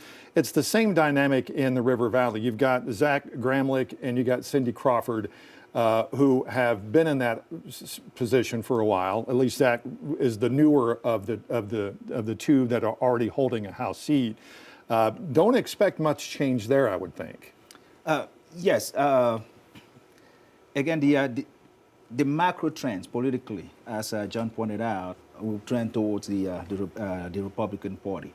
And several years ago, when towards the end of his governorship, the late Matt DeCampo, former Governor Mike Beebe's press secretary, he was kind enough to allow us, as we were doing some research, to write a column for then as the City Wire, would then turn into Talk Business and Politics. And that's one of the questions I asked the outgoing governor, Governor Beebe. Now that it's trending Republican, how do you foresee it? And he said, well, these things are cyclical. There will come a time where the Democrats will come back. And back then, it was like, okay, what is he saying that we are not seeing? We don't know if that's the beginning of that or not, but there's no hard data that suggests that, okay, that new cycle has started. Okay. Until we start seeing those hard numbers in terms of those races. You mentioned House District 50 and House District 51. 51, yeah. Yeah.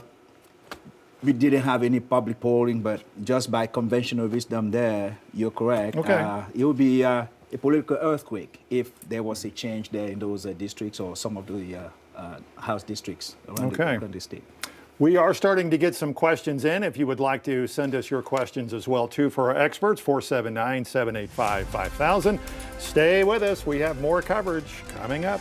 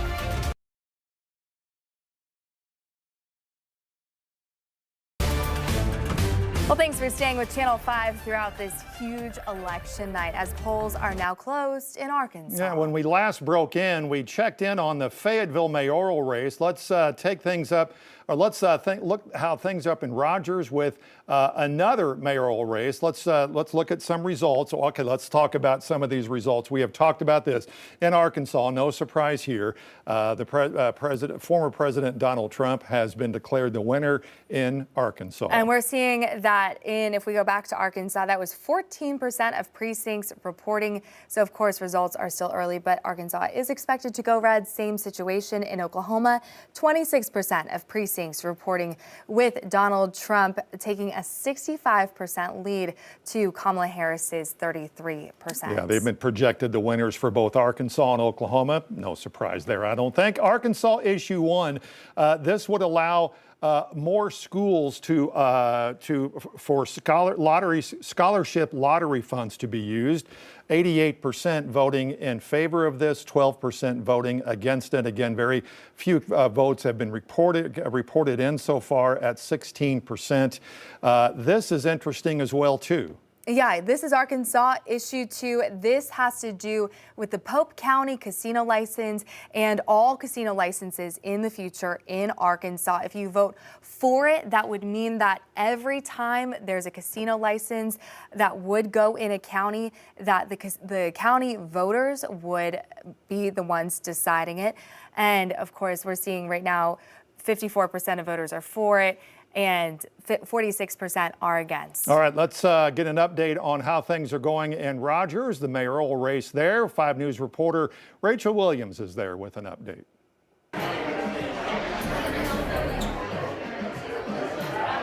Hey, Darren. So obviously we're here at the watch party with Chris Latimer. He is the Justice of the Peace for Benton County. But we're just waiting to see what the results are. He is running against incumbent Mayor Greg Hines. And, you know, here at this watch party, there is a lot of people here. They are excited and anticipating to see who is going to win this mayor race. So earlier today, when I did talk to Latimer, he said, I'm ready, and I think that Rogers is ready for a change in leadership. Latimer's campaign focuses on combating crime, working closely with local and state governments, and cutting the red tape in cities' building process. Now, we will be heading to Mayor Greg Hines' watch party right after this, so stick with us and we'll have a lot more coming up. Back to you guys. All right, Rachel, thanks. CBS Election Night coverage continues. We continue our coverage over on 5+. We'll see you back here in 30 minutes.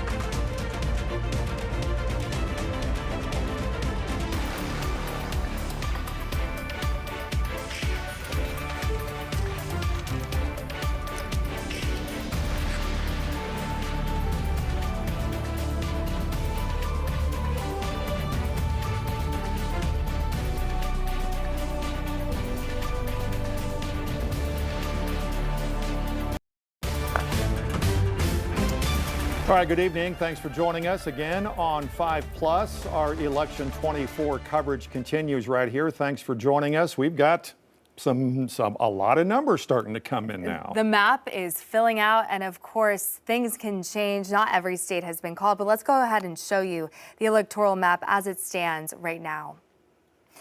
And we're going with results first. Okay, so for president in Arkansas, that has been called for Donald Trump with 56%. In Oklahoma, pretty much the same there as well.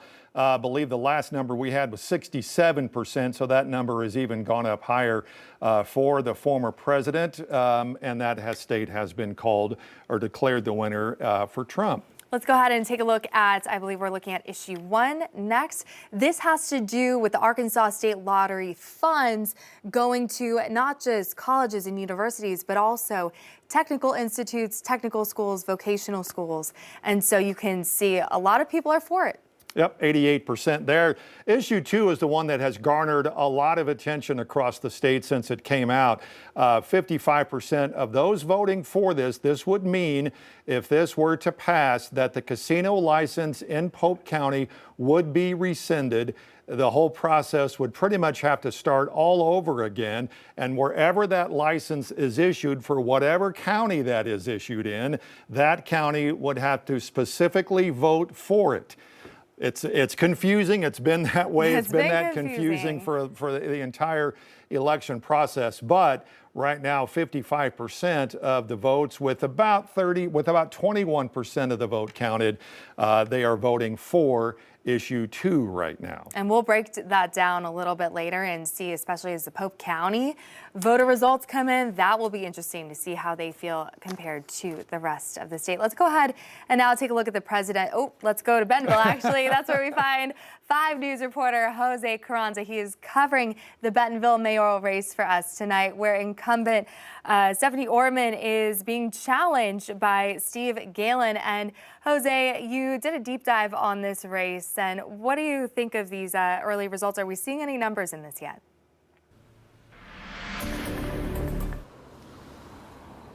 Yeah, actually, Alexandra, I've been looking back and forth between the Benton County's website and the state secretary. So far, I've seen no early numbers, but of course, those polls did close just over 40 minutes ago, so those numbers will be trickling in. I know the election coordinator told me that she'd be working on that. But of course, going to this race, talking about it, the 2 people that are vying for the spot right here in City Hall for the mayor's office are incumbent incumbent Stephanie Orman and the challenger Steve Galen.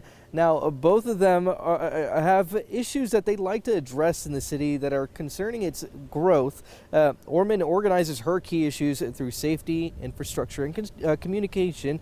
Orman says she'll prioritize working on strategic plans for the city's infrastructure. Now, that includes a master street update with bike and pedestrian infrastructure and taking into account the city's growth projection in water, sewer, and electric. She also would like to continue being transparent with the public. Now, one of the ways she'll tackle these issues is by continuing to work on the bond projects in the city. All of our street projects, drainage projects, things we've completed with our training facilities for our fire and police, as well as our parks initiatives that are coming from. And we were able in 2021 to go to the public and ask for a bond extension, so we didn't have to pass more taxes onto the public, but we could use that funding for these large projects. And so you'll continue to see us be aggressive in those areas to make sure that we're putting the infrastructure that we need for a growing city like we have here in Bentonville. Now, as the challenger, Steve Galen does see some changes that are needed in this city. He says roads need to keep up with the population growth. He would like to see a public transportation system implemented, and he also wants to expand the city's bike network. Now, lastly, he'd like to tackle, of course, the hugest issue, the housing issue in the city, arguing that the high prices are pushing everyone out of the city.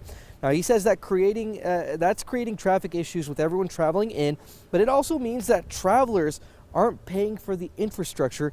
They're making those purchases outside of the city.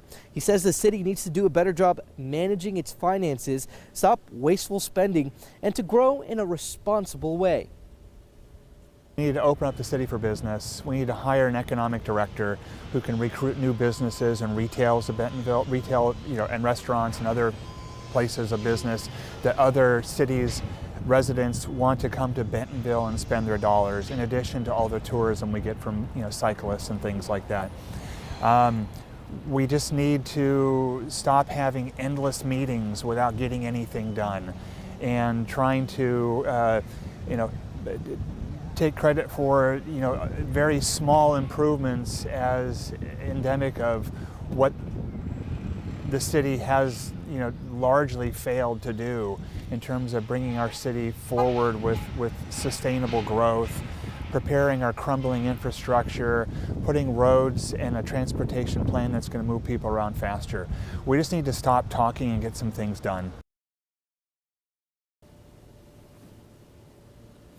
Now, of course, like I mentioned, we are still waiting for those early numbers to get in. But once we do get those in, we're going to go right to those watch parties. Now, the good thing for me here is that those watch parties are all on the same block around here from the City Hall. The mayor, incumbent mayor Stephanie Orman, is just down the road here at the Meteor Guitar Gallery. And over on the other side at the Moto by Hilton is Steve Galen. But for now, we're live in Bentonville, covering news where you live. Jose Carranza, 5 News. Well, they know how to organize, don't they? Yes, they do. Well, not too far away from Jose, who's in Bentonville right now, we have Rachel in Rogers. She is also covering a mayoral race for us tonight, where incumbent Greg Hines is facing challenger Chris Latimer. Rachel. Yeah, that's right. I'm actually here at Chris Latimer's watch party at Casa Alejo in downtown Rogers, and they're also both having their watch parties in downtown Rogers. But I spoke with both of those competitors today, and the energy in here right now is it's high and it's hopeful as we're waiting for those results. Now, Latimer says, quote, "I'm ready. I think that Rogers is ready for a change in leadership." His campaign focuses specifically on infrastructure and combating crime. Really about reprioritizing our infrastructure projects and really making sure that we're not just focused on one area of town or another, that it's everywhere in between. And then crime, really one of the big ones for our crime right now. One of the things that we really want to do is really reactivate our gang task force to combat really the gang activity that we're seeing in our community. Well, our crime rates have been down and going down for the last 4 years, some 50-something%. So, I think having been in law enforcement most of my adult life, I think that we've got a pretty good strategy there. We're one of few agencies in the nation that are professionally certified in both police, fire, dispatch, and EMS disciplines. Both candidates are having their watch parties in downtown Rogers. Like I said, we're going to head over here after this to Mayor Greg Hines' watch party at Levi's, and we're going to get there and see what the energy is like. But back to you guys.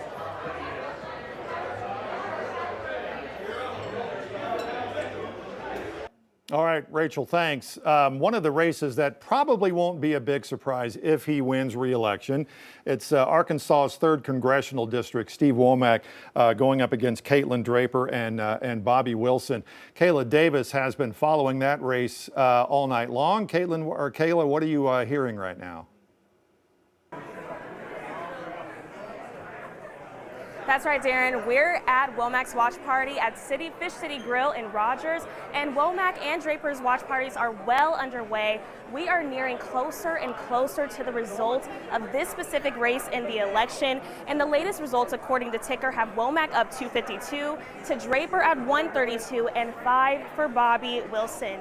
In the meantime, I'm going to give you a little bit of background on both of these candidates. So Womack has served District 3 since 2011, served as the Rogers mayor for 12 years, and he also is a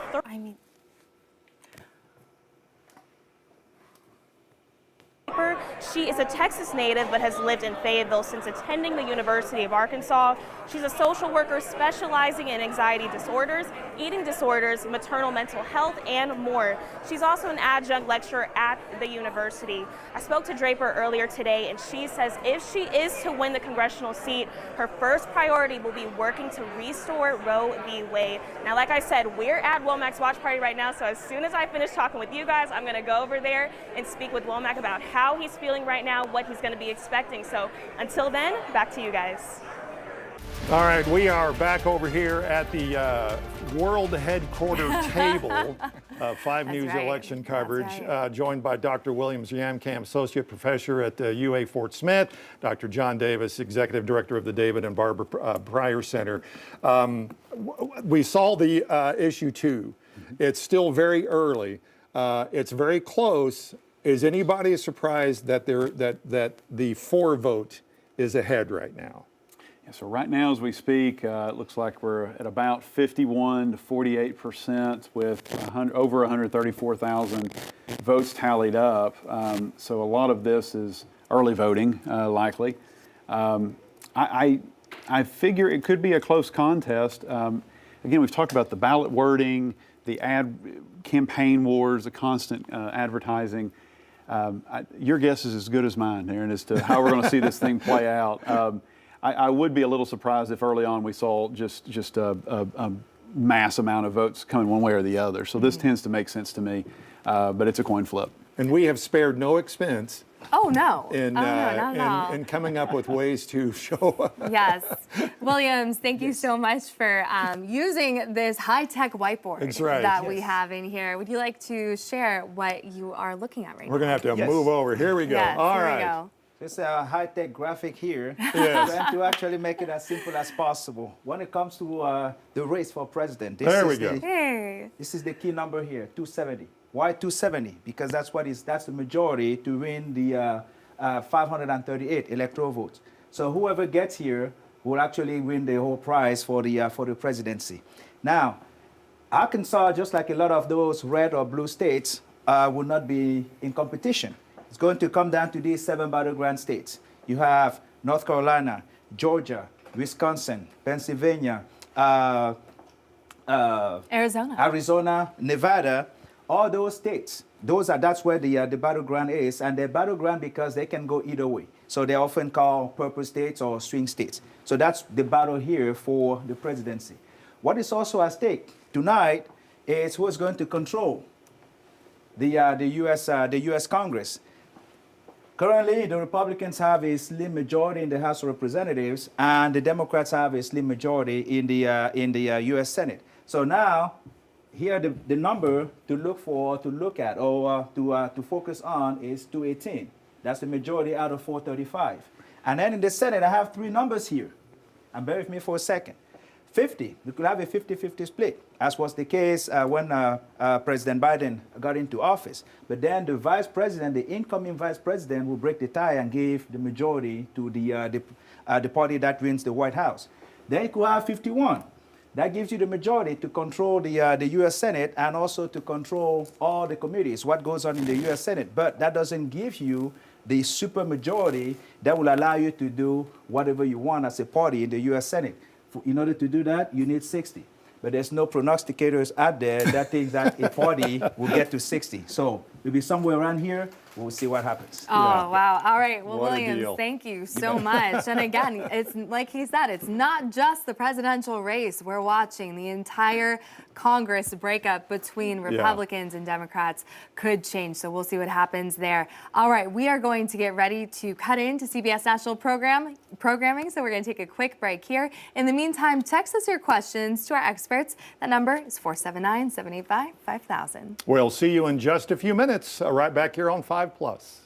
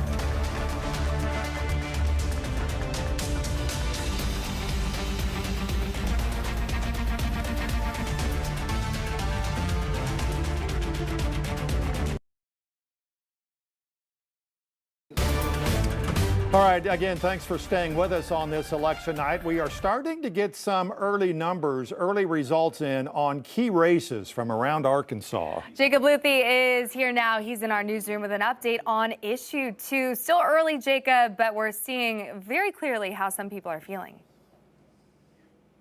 Yeah, Alexandra, Darren, that's absolutely right. Right now, this is what we have for issue 2. 55%, just over 55% for issue 2 versus against 44.82%. That's with 642 precincts reported. That is about 23% of all precincts in the state. A total vote number right now of 283,000, just over 283,000 votes for this issue. And I just, right before coming on live right now, checking with the Secretary of State's site, Pope County, we're still waiting those numbers. So we do not understand how they're voting as of right now. Again, you know, a big part of those for this ballot measure talked a lot about how originally Pope County rejected this. So we're still waiting those numbers. That's going to be a very interesting number as we're waiting to come in. But again, right now for issue 2, 55.18% of the vote against 44.82% of the vote. That's what 23% reporting, as you said. That is, you know, we're still trying to wait for a lot more numbers for that, but those are the early numbers for issue 2 right now. All right, thank you, Jacob. Now let's go ahead and take a look at U.S. House District 3 race. You can see incumbent Steve Womack has a very solid lead right now at 65%. His challenger, Caitlin Draper, the Democrat, coming in at 34%. But these are very, very early numbers, as you can see. Just 1% of precincts reporting right now. Yeah, that may be why they haven't called this race just yet. Bruce Westerman, though, in District 4, no problem here. 69% of the vote. Risey Howard with 31% of the vote for District 4. I believe next is the Supreme Court Chief Justice race. This, no matter who wins, would make history because it would be the first woman as the Arkansas Supreme Court Chief Justice. And as you can see, Karen Baker has a narrow lead over Rhonda Wood right now, 52% to 48%. Yeah, that's going to be an interesting. That will probably get closer between now and the end of the night. Not a lot of attention given to Supreme Court justices races. In this case, though, there's going to be a lot of interest. Absolutely. All right, Josh Brasheen, Eastern District of Oklahoma Congress declared the winner there. AP calling that with 74%. Not a surprise there. CBS Election Night coverage continues next on Channel 5. We will go back to 5+. We'll see you there. We'll be back here in 30 minutes. See you later.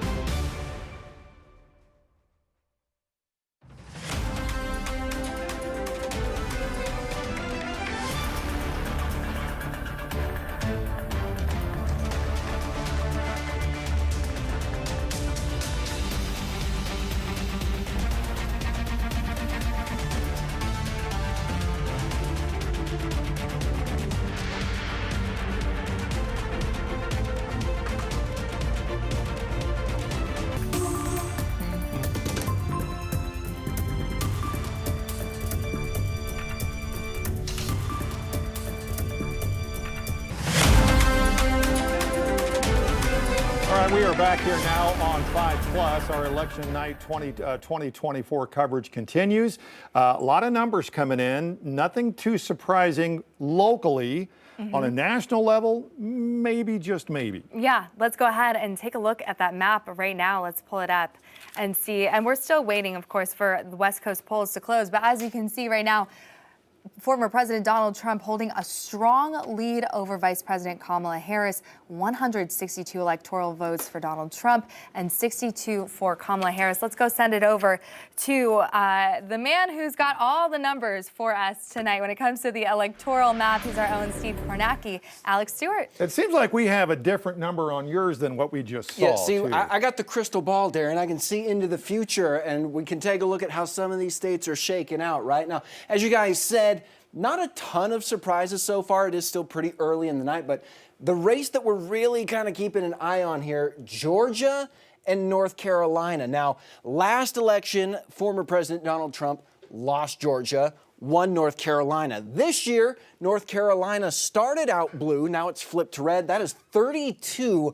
electoral votes between the two of them. Now, if Vice President Kamala Harris took one, Donald Trump took the other, they would essentially cancel each other out, and they would be looking for votes somewhere else. Now, another little bit of a surprise here that we're seeing on this map is this little L shape right here between Iowa, Kansas, and Missouri. Those all red in the 2020 election. This year, all blue. But again, if we take a look at it here, you can see not a ton of polls being reported as it stands right now. Missouri, a little bit more if our map would load. I was taking a look at it in the back. There you go. St. Louis, pretty much in full. Kansas City, got a couple red outliers right there.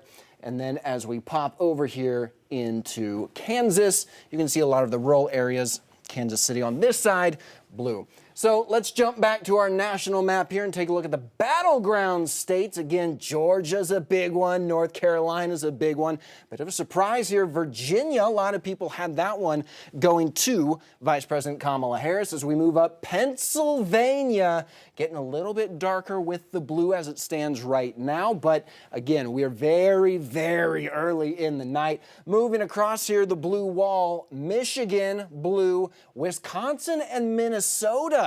A little bit of a surprise there, both red. But again, I cannot stress this enough. It is very early in the night. As we take a look at Wisconsin, I reported there for about 4 or 5 years. If we can get those numbers to load on here, it's not there. They go right on cue. I mean, you got Green Bay, you've got Madison reporting, and a little bit of a surprise here down near Milwaukee, you've got some red. That area typically goes blue.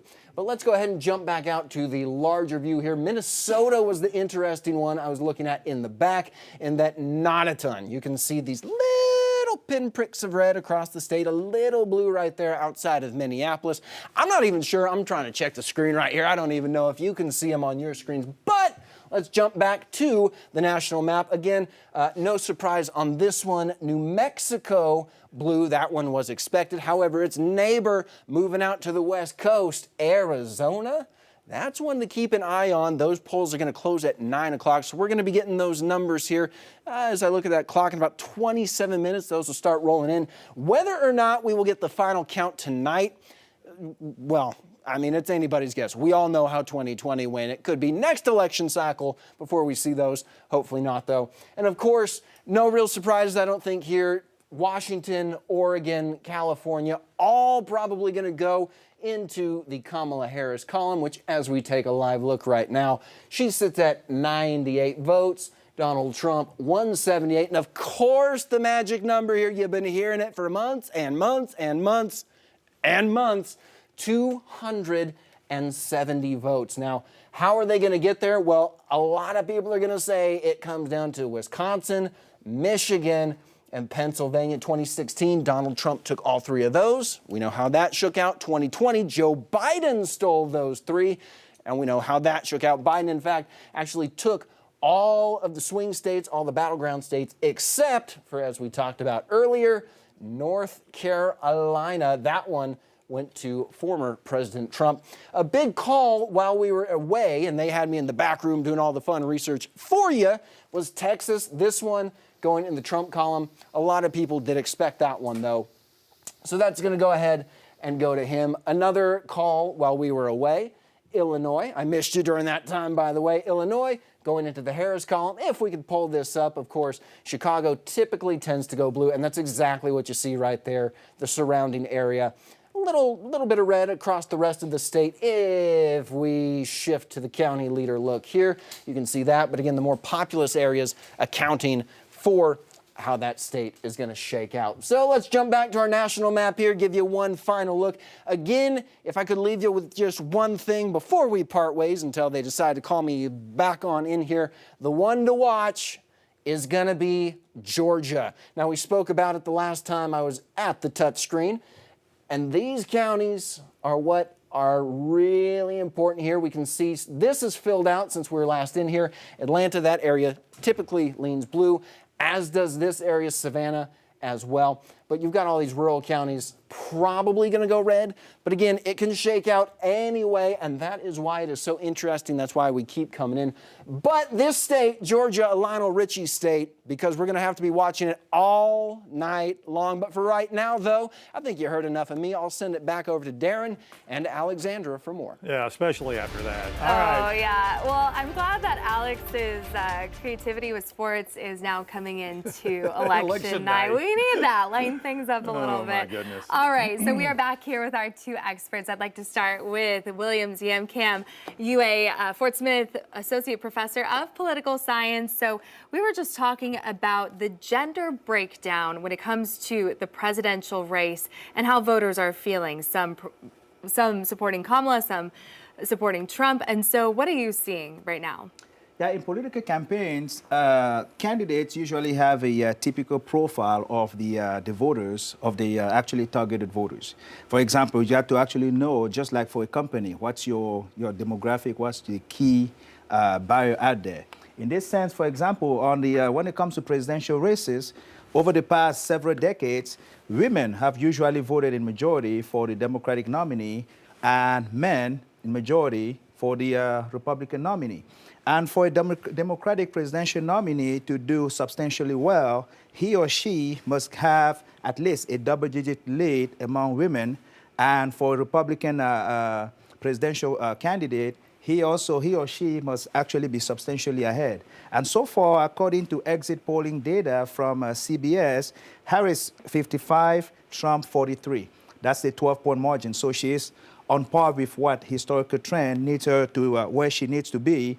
And for men, among men, Trump 53, Harris 44. That's a 9-point lead. He's also trending where it needs to be. So that's actually adding to that tight race that we've been talking about here. So as we look at further details about these numbers, we're going to see how this shakes out. So right now, it seems as though they're all performing at the level where they're expected to perform among this key demographic from the gender standpoint. So no surprises. Yeah, what you're saying is, we don't know who's going to win this yet. Not yet. We don't have the numbers yet. Yes, it might be a long night.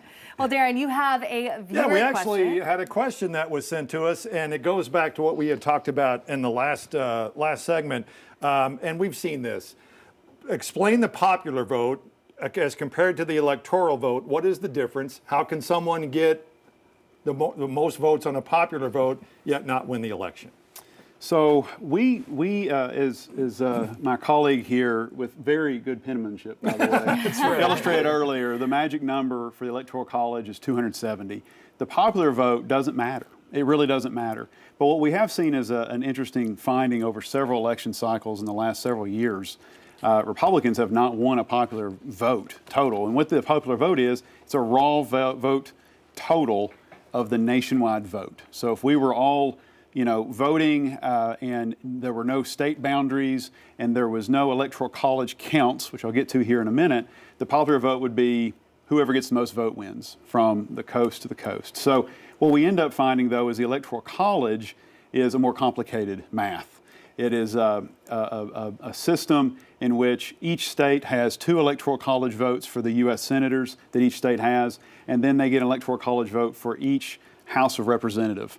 So in a way, it's based on population, although if you're California as opposed to Arkansas, there's a mathematical argument that your vote is not as weighted in California because you still only get those 2 senators, where in Arkansas we have 6 total electoral college votes because we have 4 House members and 2 U.S. senators. So there's an equalizer there with the Senate. This creates a rural, urban, suburban dichotomy that we've seen as we've become more nationalized, really, politically, and as we've sorted. And what I mean is, as liberals have become more democratically aligned and conservatives more conservatives more Republican aligned, we've seen this urban-rural split. What ends up happening is Democrats, in the past several years, have sort of run up vote totals in states like California, in states where they were pretty safely going to win anyway.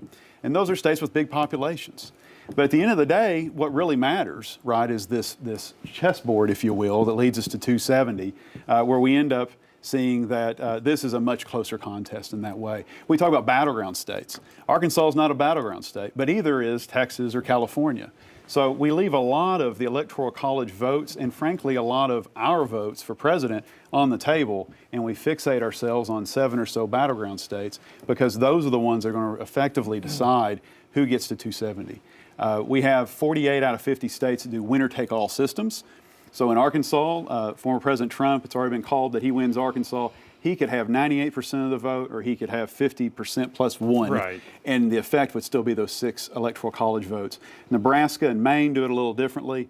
But the long story short is the popular vote, while an interesting footnote, is not really an indication of who's necessarily going to be in the White House in January. And, you know, the Electoral College is somewhat controversial. Not everyone agrees with it because if you are in a state like California or New York, even though they have larger electoral votes, they feel like, okay, well, it really comes down to those few battleground states year after year. And we see a lot of these battleground states in presidential election years go purple. And it's really hard to predict what they're going to be. But when it comes down to the science of the Electoral College, it's all about giving those smaller, more rural states that might not have urban areas a voice. And so that's why we see sometimes a candidate might win the popular vote, but they don't win the electoral vote. But it's really about making sure that each state has a voice.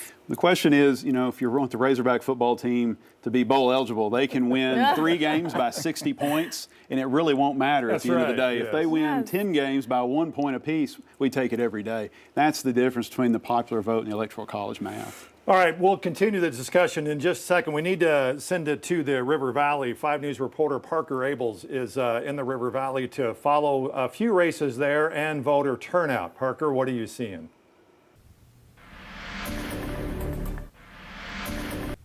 Yeah, well, here in Sebastian County, we're still looking at some early numbers, but what I can tell you is we have the official polling numbers in Crawford County, and they had about 24,000 people vote. That's about 65% of the total county. 17,000 early voted, which is over 70% of all votes. I was able to talk with Mike Moxley, who's the Election Commission Chairman for Crawford County, and he kind of broke down a little bit of the numbers. I think it's about 5% or 10% more turnout is kind of where we're looking at. Maybe 24,000 is going to be our total. And I think we were at 22,000 the last presidential election, somewhere in that neighborhood. So the thing that's different about our turnout is there was a lot more people participating in the early vote than on election day. Last time it was about 50% early vote, 50% election day. It was more like 70% on early vote and 30% voted on election day.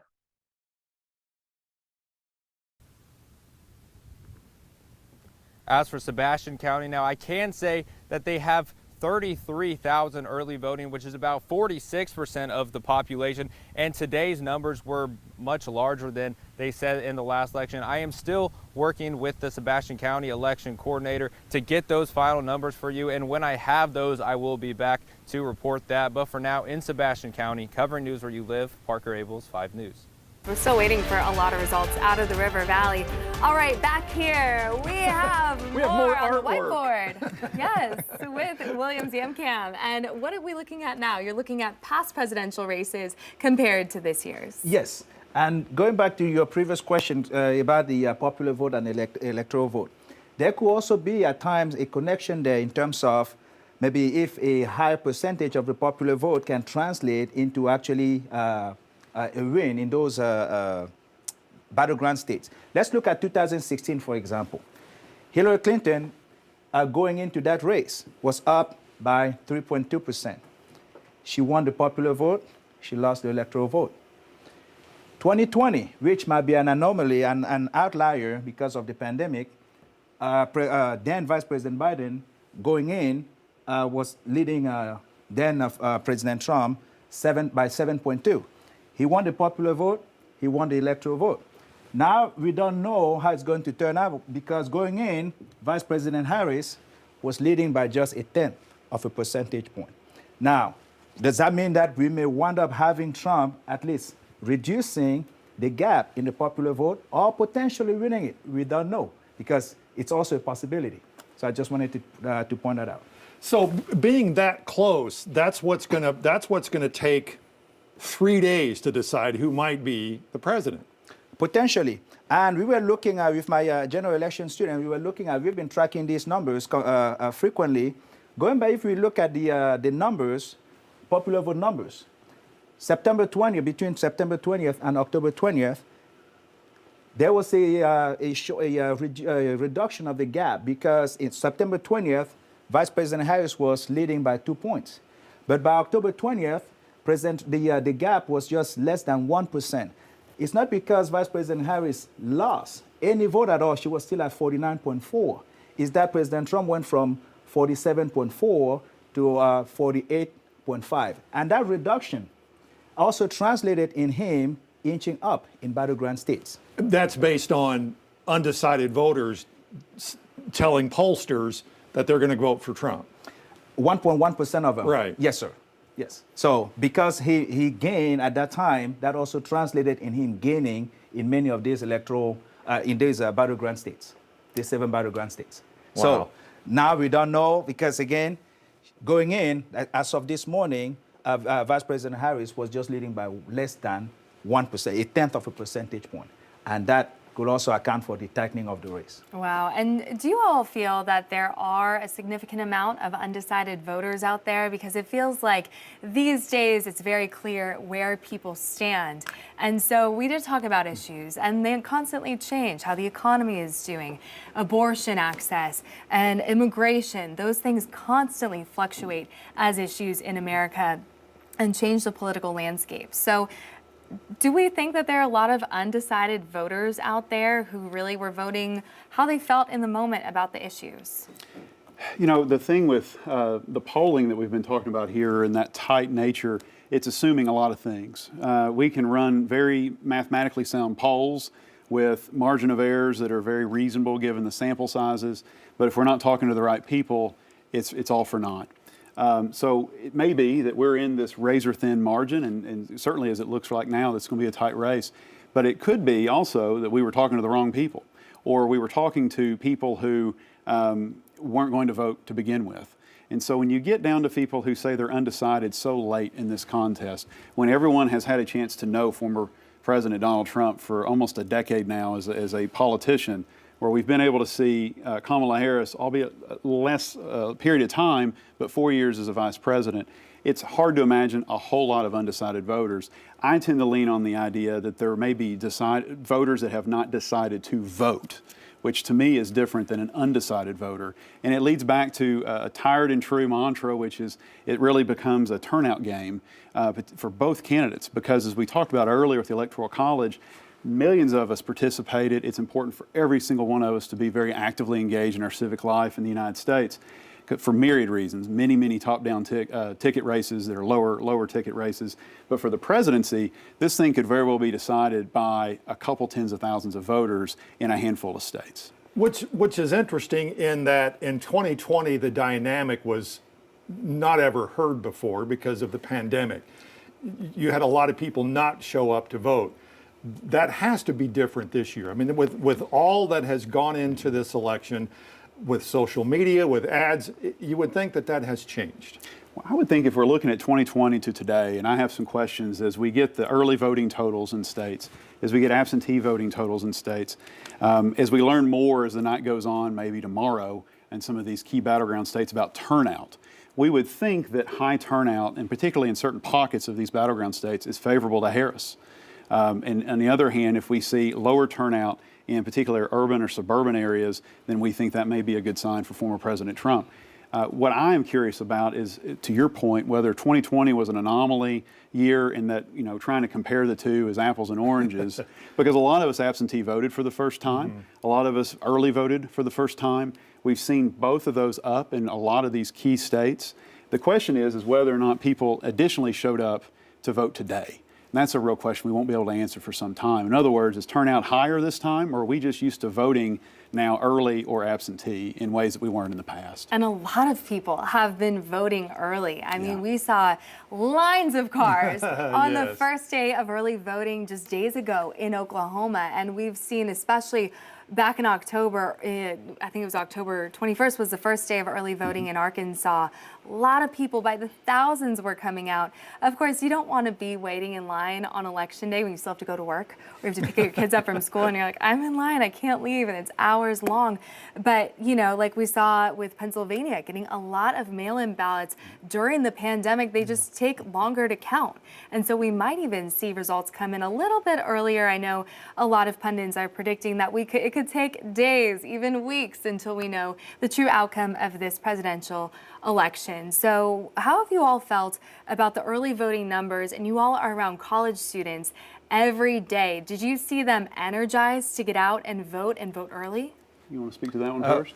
Yes, and part of what we do with the UFS Democracy Project on the UFS campus is to do that, to gin up the level of enthusiasm among our students for civic engagement and political participation.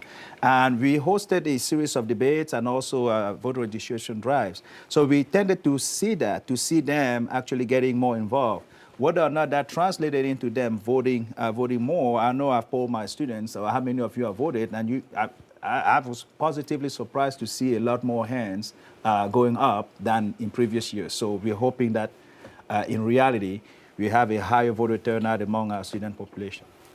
And that's interesting. Actually, Harvard did a recent study that said if you asked the young demographic if they were going to vote, I think it said about 35% said they would, but when asked if they would vote because their friends were voting, it shot up. It doubled to 70%. Yeah.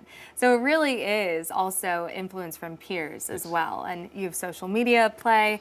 And so it's going to be interesting to see the demographics of age and who turned out to vote in this election.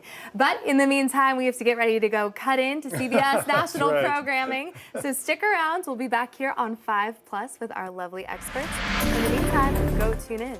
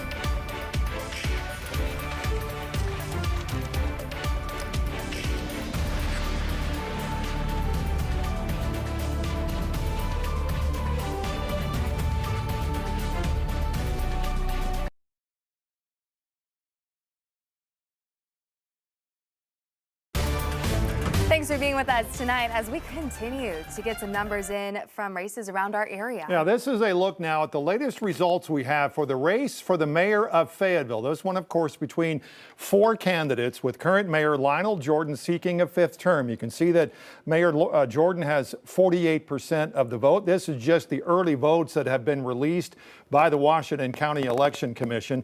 Lionel Jordan with 48% of the vote, Molly Braun with 37%, Tom Terminella 12%, Adam Firecat with 3%. Again, that is just with the early votes that have been counted and released. And for more on this race, let's send it out to 5 News reporter Lauren Spencer, who's been tracking the latest among these 4 candidates. It's a crowded race, Lauren. Yeah, hey guys, we are here at Mojitos in Fayetteville at incumbent Mayor Lionel Jordan's watch party, and things are getting excited here. As you guys said, that Mayor Lionel Jordan is in the lead currently. There are 4 candidates that are vying for the mayoral seat. Currently, experienced Fayetteville CEO Molly Braun is trailing Jordan, followed by Tom Terminella and Adam Firecat. Let's turn to Mayor Jordan, who's held the position since 2008. He says he believes in 3 things: an open door, an open mind, and an open heart. And he's seen it all: pandemics, recession, and hyperinflation. He's brought forward multiple bond issues to help improve infrastructure and quality of life for residents, and currently directs 10 master plans that guide Fayetteville's future. Like we said, things are getting excited here. These results are rolling in right now. We just have the unofficial numbers, but as we said, incumbent Mayor Lionel Jordan is in the lead right now, but we will keep you updated here with results as they continue to come in. For now, back on to you guys into the studio. All right, Lauren, thanks. This is numbers now coming in for Arkansas Issue 1. This would allow lottery proceeds to go towards scholarships and grants for Arkansans who not only go to Arkansas colleges, universities, but vocational and technical schools. Wow, 89% of the numbers coming in so far voting for this issue. A pretty non-controversial issue there, but issue 2 is a different story. This is about handing back control for casino licenses to the counties. They will vote on it if this passes. So as you can see, a lot of people for this, 56% coming in for it, but 43% of counties are reporting their results right now. Yeah, we're getting close to half counted. This race may get a little closer as well there too. So, all right, before we get to that race, we're going to send it back to CBS. We will rejoin you on 5+ right now.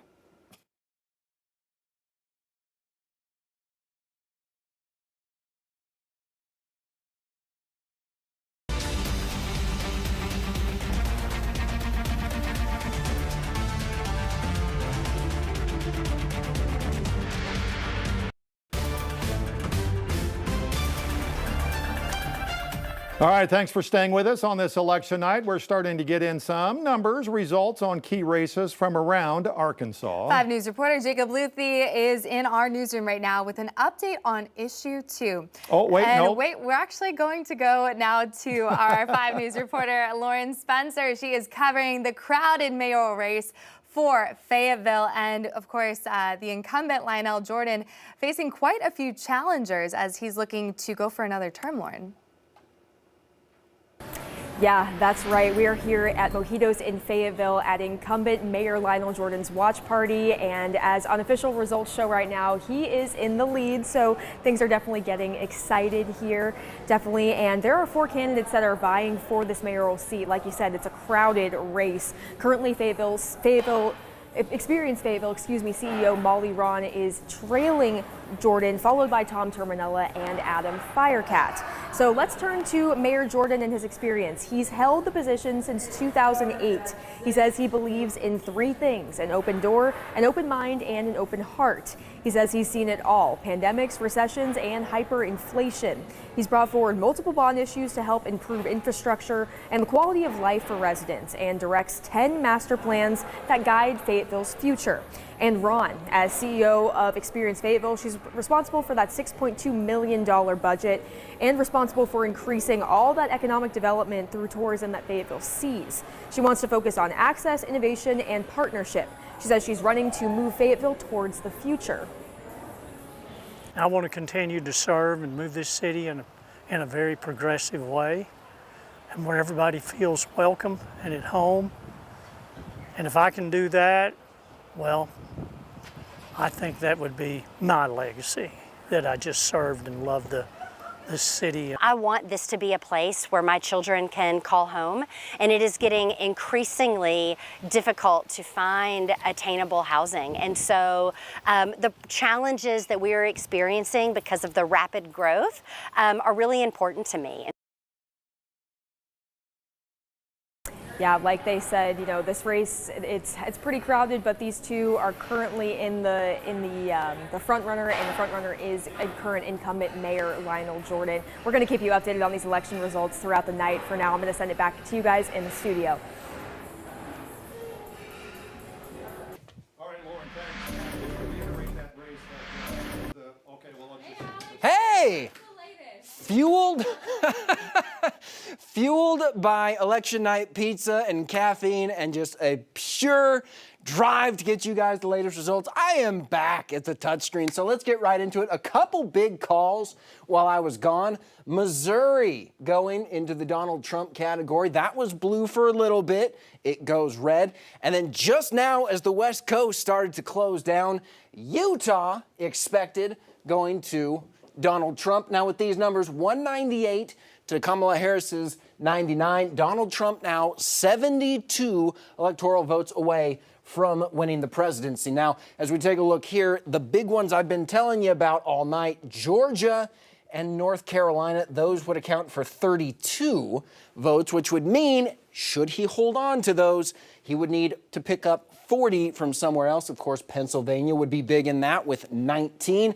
Now, another really interesting one that we haven't quite gotten into as much because we've been paying attention to the other battleground states as they've sort of been lined out to you throughout the course of this election season is Virginia. Now, this one is particularly interesting. Sorry, that was that caffeine kicking in there. My tongue got over my teeth. I couldn't see what I was saying. But now that we're back on the map, this one has been about 40,000 to 50,000 vote difference either way, whether it was Vice President Harris leading, whether it was former President Trump leading. And as it stands right now, I don't know if you can see that number. It's sitting right about that threshold, 51,000 votes, Donald Trump with the advantage as it stands right now. But again, plenty of night left to go. An interesting one here as the West Coast polls close down. We've got Oregon red. I would suspect that one is going to change as the night moves on. Arizona, though, this one is one that we have been outlining through the course of election season. Let's pull this one up. And of course, the big county here, let's see if I can get that. There we go. A little bit bigger for you is Maricopa County. That one is probably going to decide the state for you right there. As it stands right now, Harris a slight advantage, but only by about, we'll call it less than 30,000 votes, if you can see that, if I step aside right there. But we'll close out of that. We'll go back to our big national map here. Again, a lot of red. Something else to keep an eye on here. New Mexico, that one was and is probably still expected to fall to Kamala Harris, but as it stands right now, that one's sitting in the red. Colorado, another one to keep an eye on. Let's go ahead and pull that one up. Let's get fun with it, shall we? Pull up the county leader. Interesting split. Denver blue, the rest of it red. Fort Collins leaning blue. You just saw that update as it goes, so you know that these are getting you the newest, fastest numbers. That one went a little bit deeper blue as Kamala Harris looks to add that one to her tally. Of course, the ones we're going to be keeping our eye on, as I've been pointing out to you all night long, Pennsylvania, huge. Michigan, huge. Wisconsin, huge.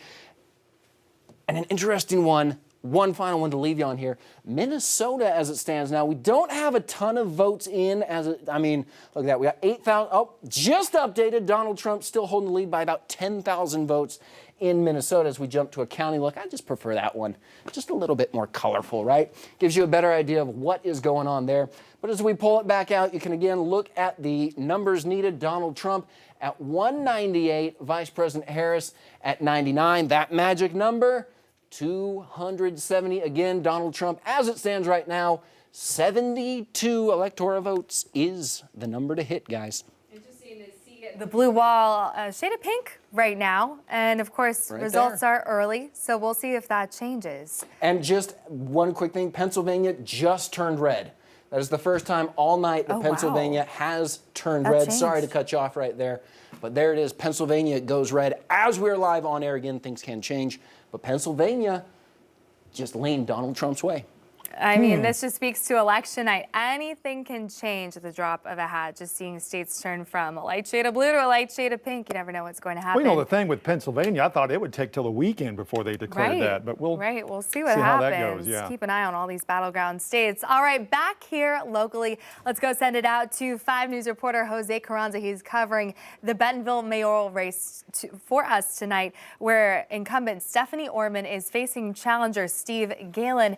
And Jose, are you seeing any early numbers right now? What are they looking like? Yes, Alexandra, the last time we checked in, we were at Bentonville City Hall. Now we've moved to the Meteor Guitar Gallery here, where the incumbent mayor, Stephanie Orman, is celebrating. It's a pretty lively occasion here because, yes, we've got those numbers back, and so far, Stephanie Orman is leading with a 53% vote. People here are enjoying the music, enjoying those numbers, enjoying some drinks.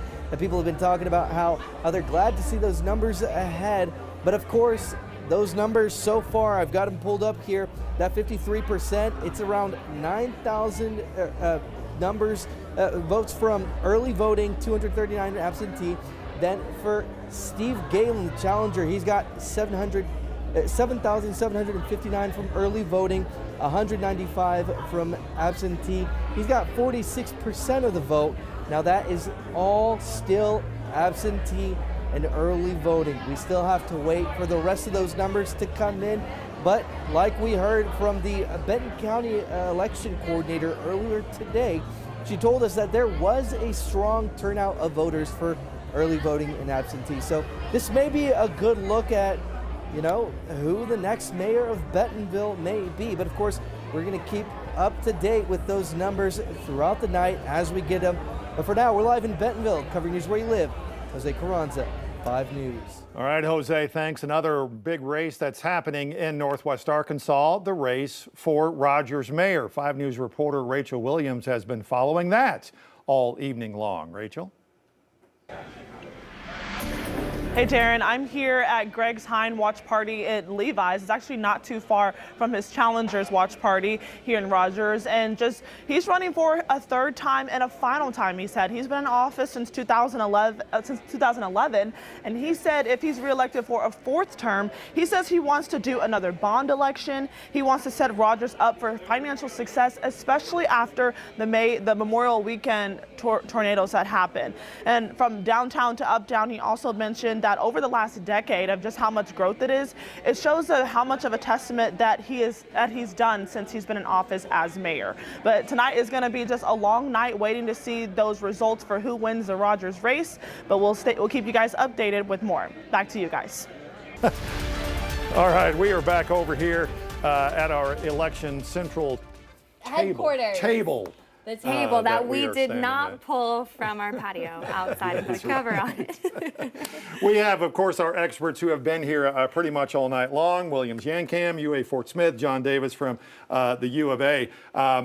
We got some more artwork over here. We do. From Williams. So what are we doing here with gravity and history and all kinds of stuff going on here? No matter what the outcome will be, we will have a history in the making here. If President Trump was to win, the first convicted candidate to actually go on to win a race, and also for Vice President Harris, obviously the first female will be the first female president. Now, in terms of what I would consider political gravity, some of those things that could consider some kind of a baggage that could potentially drag them down. And I have here the fact that, well, she's a female. We haven't seen that. I don't know. Hillary Clinton went, in 2016, she talked about the glass ceiling. That in the political arena, there seems to be that glass ceiling that prevents women from actually getting to the top. Is that going to be at play here? We don't know yet. We don't yet have the numbers to back that up. Now, incumbent VP running against an outgoing president. Since 1960, there hasn't been a success, except for George H. Walker Bush in 1988. No other vice president running to replace his boss was able to pull that off. So that will be a fit for her in terms of that historical dynamic. And then the fact that she's running against her boss, and about 70% of Americans think that the country is going the wrong direction. How does she shake that off? So that could be something that's dragging her down. On the Trump side, the fact that he is he's been convicted 4 times, I believe. And then in terms of fundraising efforts, the numbers show that Harris and her allies, they raised close to about a little over $1.2 billion in this cycle. Oh my gosh. And President Trump was around $750 million. So in that case, he is actually underwater here in terms of financing, but he was also underwater in 2020 and in 2016. That did not prevent him from winning in 2016. And he's also underwater in terms of his favorable ratings and compared to that of Harris. So those are the things that we'll see potentially if that were too much of a drag for either of these two candidates. How much will or has it how much of the way Harris became the candidate? Some will say that she didn't win any delegates. She was not a part of the convention. The way this whole thing was handled throughout this summer, how much is that going to play against her on this side, if any at all? We don't know yet. And that's a huge conundrum because usually presidential candidates will take 1, 2, 3 years to mount their campaigns. She only had over 100 days. And the Democrats were in some form of a conundrum because, well, what would they have done there? Some, like the famous political strategist James Carville, suggested that there ought to be a mini primary inside the Democratic Party. That did not happen because they had some back deals, rooms there, that back dealing there between President Biden and the Democratic leaders in the Congress. They were in a hard place because if for the past 4 years, President Biden told us that, okay, this is my second in command, a heartbeat from the presidency in Vice President Harris, how could they have actually denied her that spot to be the standard bearer of the party? They were in this tough spot, but in the same time, how do we justify that? Well, you become the nominee without winning a single vote. It's one of those things where you roll with the punches, I guess. We have not seen this that I can remember of a situation like this.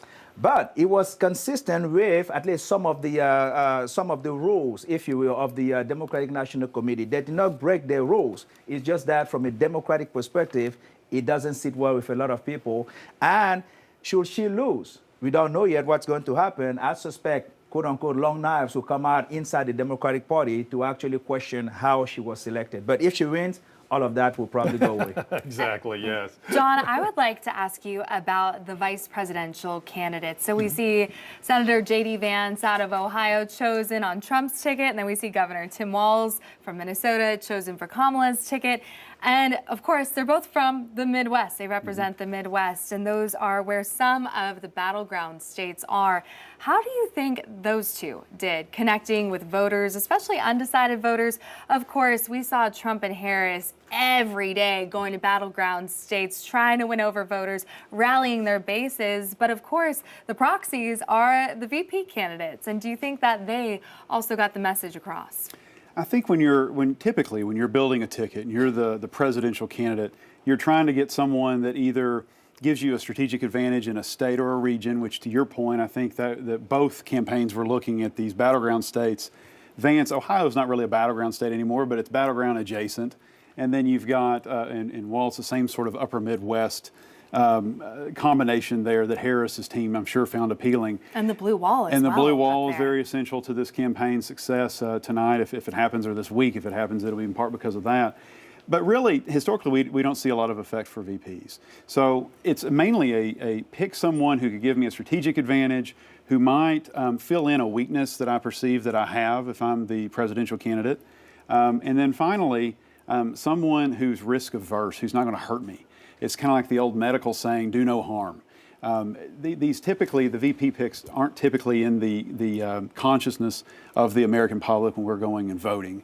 I will say it may be a little different this time around because for all the talk of President Biden's age, particularly this summer and then leading into the first debate, which was a disaster for him and led to him eventually dropping out of this thing, we were also reminded that former President Trump's no spring chicken either.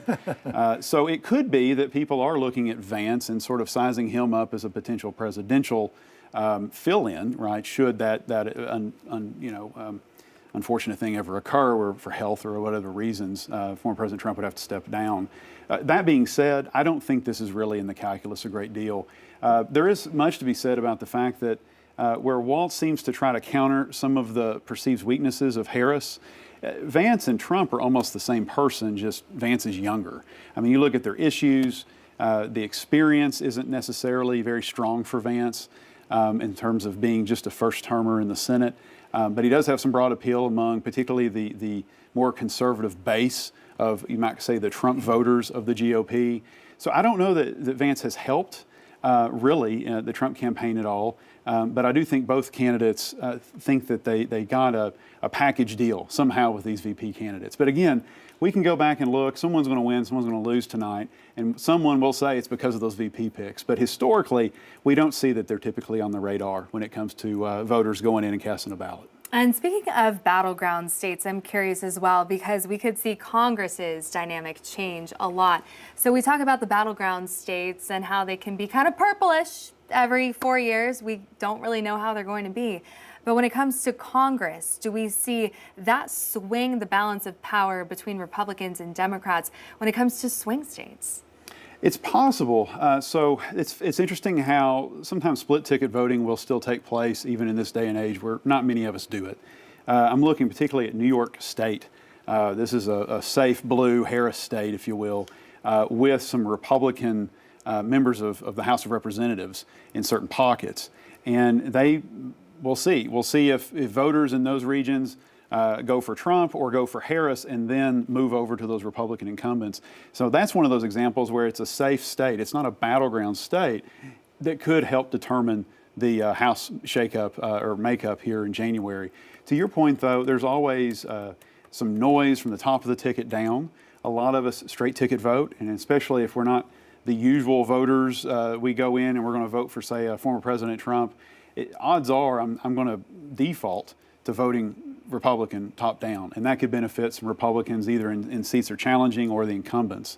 I think certainly the Senate map benefits Republicans this time. Just for the sake of the matter, we have a lot of Democratic senators running for re-election in states that Trump is expected to do quite well in. So, for example, Montana's already been called for Trump.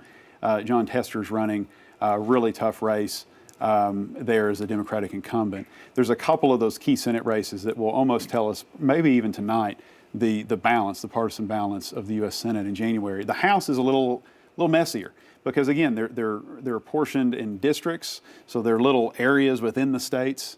And so we don't know what effect will be any presidential coattails or if a battleground state shifting one way or the other will affect some of these contests. We'll have to watch those closely. But the important thing is you're looking at only, golly, was it half a dozen of these House seats that can go one way or the other, and that can determine the leadership structure of Congress. You know, what's interesting, you could bring it down to the Arkansas level. I was just on the Secretary of State's office. We have not seen a lot of results come in on these state House and Senate races. Mm-hmm. So we really don't know if that will swing any at all. And I don't think Republicans will give up their majority. It's the supermajority that is still up in the air tonight. I think so, and I'll give you an example. One is District 10, which is mainly Bentonville, a little bit of Centerton up to Bella Vista. That contest is noteworthy because this is a rematch from 2 years ago. I think it was about a 6-point differential in favor of the Republican incumbent now. That is an astonishingly expensive contest for a state House race in Arkansas. If I remember correctly offhand, we were talking over $100,000 raised from both of these candidates. This is a contest where the Republican incumbent is a Republican committee woman for in the national leadership structure. That helped her, I'm sure, in fundraising. Also, the Democrat was able to secure funds within the state, but also outside of the state. So this is a race to watch. I think both parties see this as a potential pickup for Democrats or a strong stance in a growing, increasingly diversifying region of this state? You know, one thing we haven't talked about, Williams, and you and I discussed this last week, not a lot of attention given to the race for the city director spot in Fort Smith. That's not to say that there hasn't been a lot of talk about the city director position because of recent developments and recent meetings that have taken place over the last several months. How do we see that? We still haven't got anything from the Sebastian County Election Commission yet, but that could be an interesting situation. Could be an interesting. We have it's for Fort Smith Board of Directors, Ward 3. You have Lee Kemp, Russell Bragg, and then Carl Nevin. So one of them is going to actually wind up winning this. Well, we hope that we will find out tonight. And so far, we don't know how it's going to go. There hasn't been any public polling that I know of that has been made public. So we don't know which direction the residents of Ward 3 will go. But what we do know is that it was a very, very competitive race. And we hosted them on our campus, and it was a very lively debate as well. I was wondering if... Oh, yes, we covered that. Yeah, yes, if there was a lot of question or Q&A and a lot of, this going on between... No, it was a civil. It was a very, very right. civil conversation. We like to call it a town hall as opposed to a debate, because we don't want it to be a shouting match of any sort. But what our students did, our student moderators did, towards the end, they asked the candidates to ask a question of each other, and that was an interesting back and forth there in terms of experience versus youth and energy and so forth. So now it's up to the voters have already spoken, but we just don't know what they say. Exactly, yes. I'd like to share, we are actually getting, issue 2, of course, is a big one. We're getting some unofficial numbers out of Pope County. This is coming from our reporter, Jacob Luthi, who's been following this. So this is surprising. After a lot of Pope County residents said they did not want the casino there, well, it actually turns out so far that the against votes, saying that they would like the casino there, coming away with so far 13,391 votes. The people for it, 10,668. Again, unofficial, but is that surprising? A little bit of a flip-flop there from how they felt. Well, so if we look at 2018, a lot's happened. Right? There's a lot of water under the bridge, so to speak. Yeah. I believe that the current county leadership, at least the county judge, is in support of this now.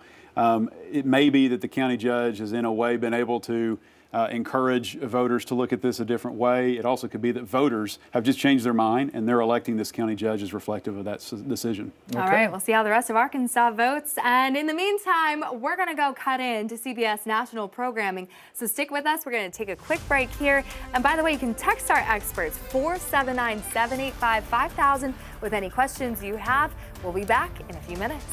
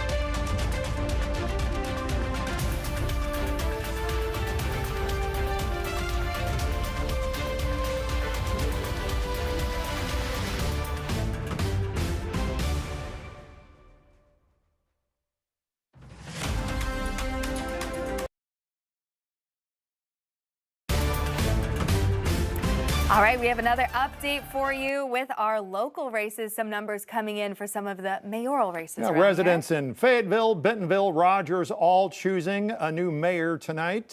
For more on one of the races, let's go out to Jose Carranza, who's at a watch party and has been bringing us an in-depth analysis of Bentonville's mayoral race all night long. And Jose, what are you seeing?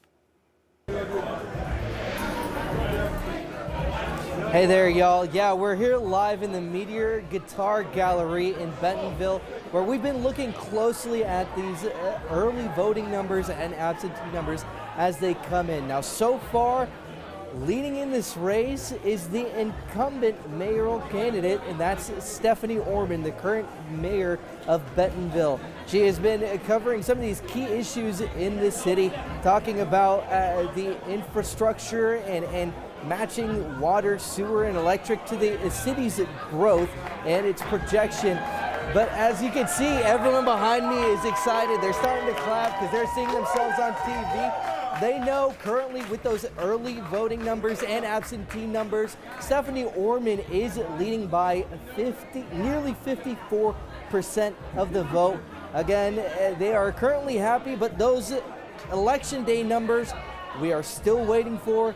Those numbers, it is just a little bit, it's 1,000, a little bit over $1,000, 1,000 votes that are separating these two.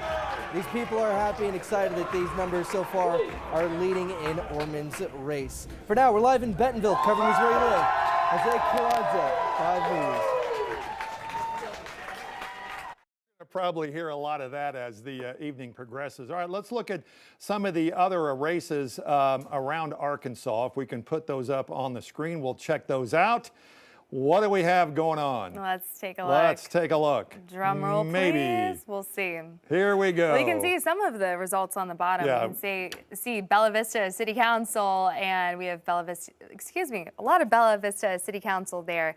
Let's see if we can get any of the numbers to pop up. Here we go. All right, Jose was just covering this Bentonville mayoral race. As he was saying, Stephanie Orman has a comfortable lead right now against challenger Steve Gallon, and now we're moving on to District 3. Yeah, Arkansas, Steve Womack leading in that race, 63%. Not a lot of surprise there. Really surprised that has not been called yet, with 68% of the vote counted so far. All right, CBS Election Night coverage continues next on Channel 5. We're going to go back to 5+. We'll be back here in 30 minutes.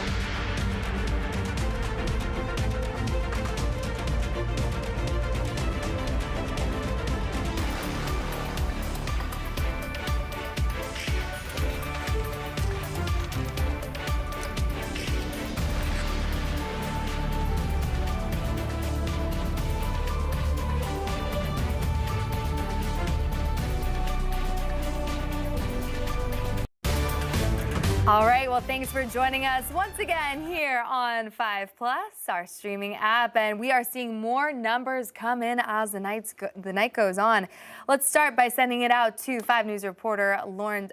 Actually, do the results for the mayoral first. race first. That's a good idea. This is the race that is packed with candidates right now. Lionel Jordan, the incumbent, with 48%.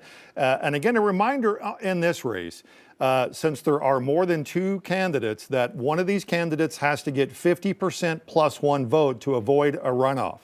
Mayor Lionel Jordan doesn't have that just yet, and these are just the early votes coming in.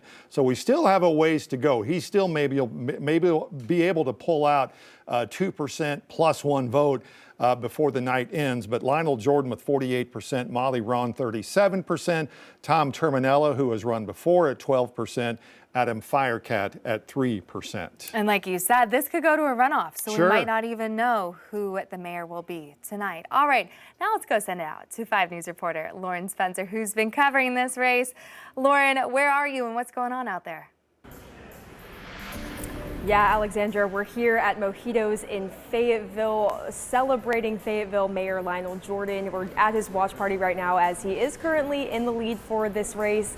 It's a lot of fun here. It's a little bit quieter maybe than the watch parties that we're seeing from other candidates, but we're still excited. It's just a little bit quieter, I would say. But let's go to Mayor Jordan's experience. He has held the position since 2008. He says he believes in 3 things: an open door, an open mind, and an open heart. And he says he's seen it all: pandemics, recessions, and hyperinflation.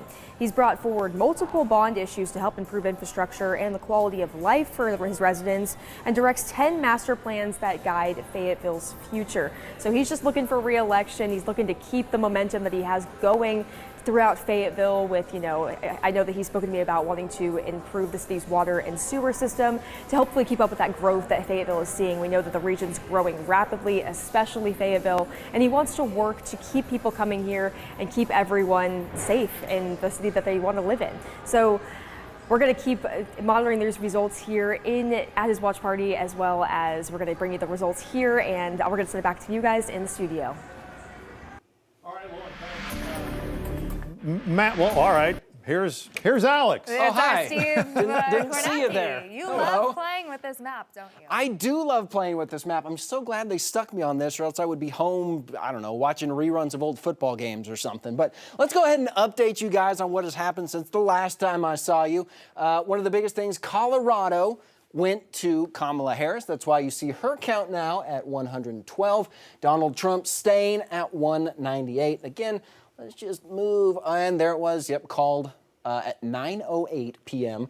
as we take a look at the county view. Went about as you would expect for Colorado. So now let's jump back to the national map and take a look at how things are going. Pennsylvania, sort of on the back end of me joining you in studio the last time, flipped to red, which is sort of interesting because when you look at the 2020 election, this was predominantly blue. It kind of stretched out here. And actually, as I'm looking at this, I'm seeing this information for the first time along with you. Prior to this, right now, all of that was blue. So there has been some shift to red right there, which is probably what has led to Donald Trump jumping ahead in Pennsylvania. Now, another flip that happened, Virginia. Let's go ahead and look at this one. That just so you know, so you're on the same page with me, this is just how many ballots have been counted. You can kind of see the ballots counted measure right there, but it's too estimaty for me. I like pretty colors, which is why we're going to go to county leaders. You got that nice dark red out to this side. You got the blue in the Richmond area. But again, this one flipped to Harris over the course of the last break. So that's why you see it like that. Now again, Georgia, North Carolina stay in red for Donald Trump. Georgia is an interesting one. I want to take a deeper look at this as we pull it up. Oh, sorry. It's getting late. The motor functions are starting to go. But don't you worry, I'll slam another energy drink and I will be right as rain for the next one. But let's jump into the county view. Now, I am no expert here. I'm just a sports guy that knows how to work a touchscreen, which is why I'm here. However, if I had to guess, take this with a grain of salt, you can see there's a lot of light blue in this area, right? And as I move the screen up, you can kind of see the percentages. Donald Trump at 51, Kamala Harris at 48. Now, why I highlighted this was deep blue in 2020. Now it's light. If I had to guess, I think they're waiting for more votes to come in so they can solidify that, and that should, because it is a populous area around Columbus, should allow the state to probably call it soon. Again, sports guy that knows how to work a touchscreen, so don't take my word for it, but I would not be shocked to see Georgia get called relatively quickly. I would think we would know by the time the night is out. Interesting, across the blue wall, not looking very blue, Minnesota, Wisconsin, Michigan, all red, but again, the night is early.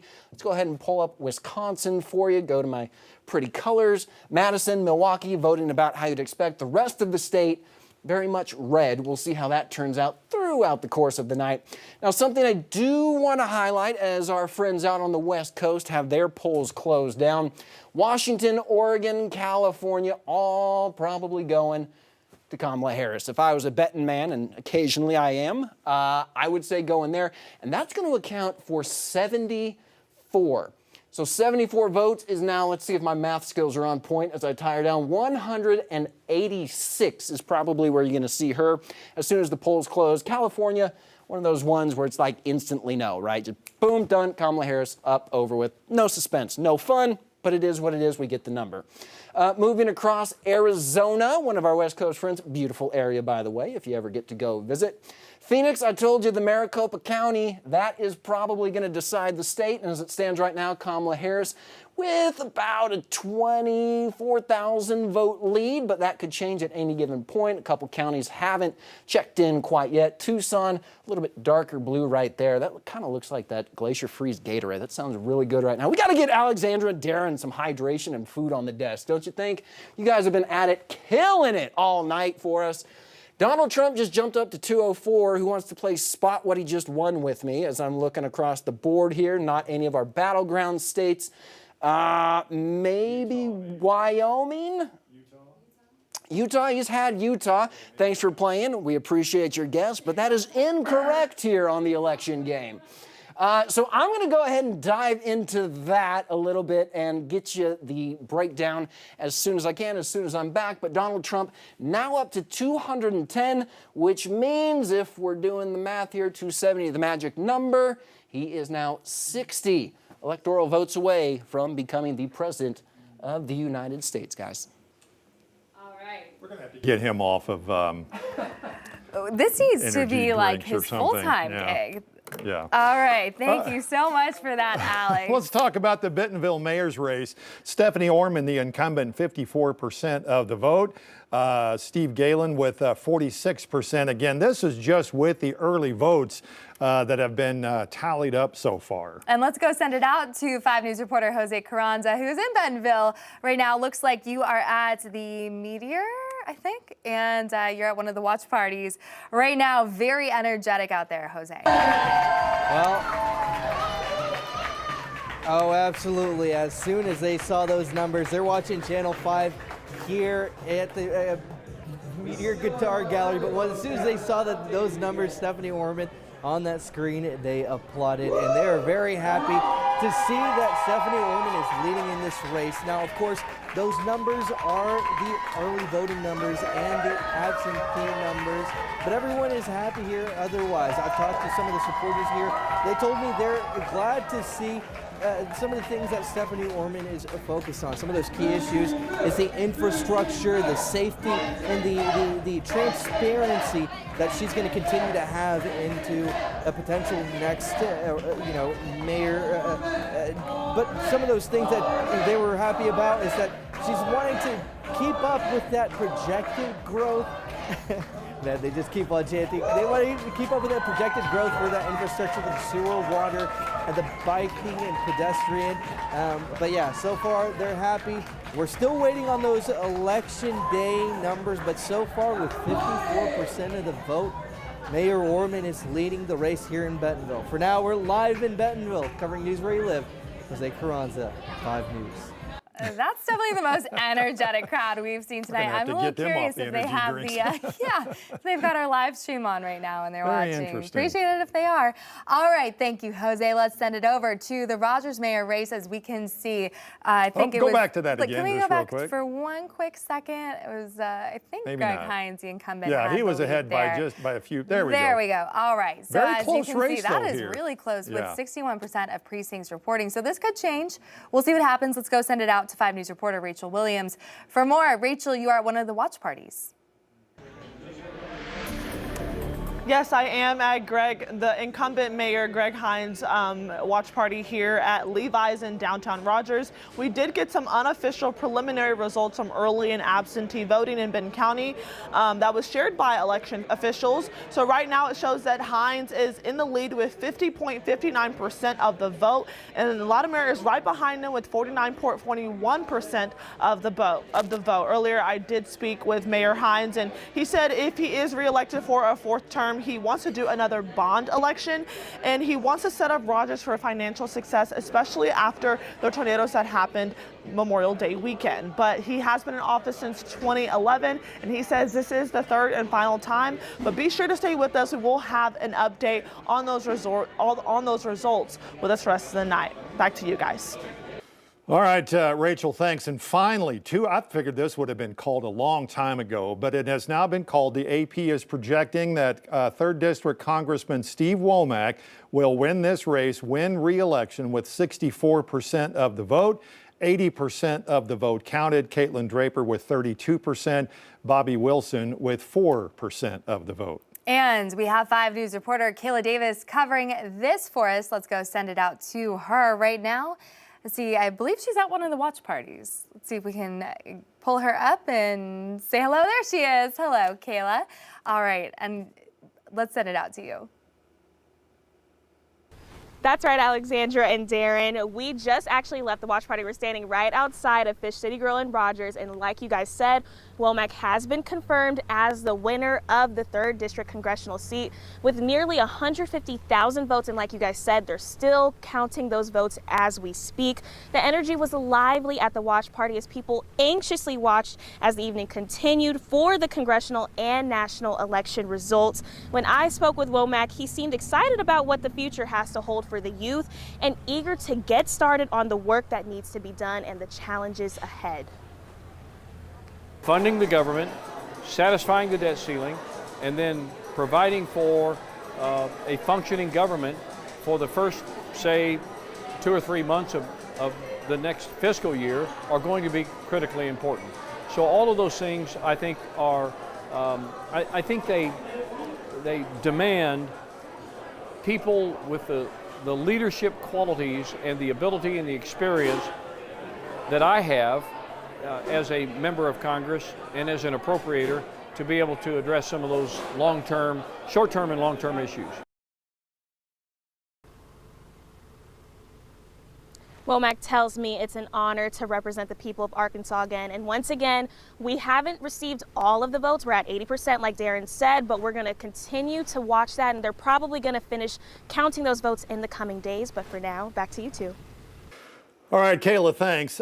Issue 1 in Arkansas. This would allow Arkansas scholarship lottery money to go to for students to more than just colleges and universities, but technical schools as well. My goodness, 71% of the vote counted here, 90% of the vote, people voting for this. That's a pretty big time vote right there. And let's go ahead into issue 2. Let's see how this broke down. We just saw early unofficial results that Pope County actually voted against it. They do want that casino built there.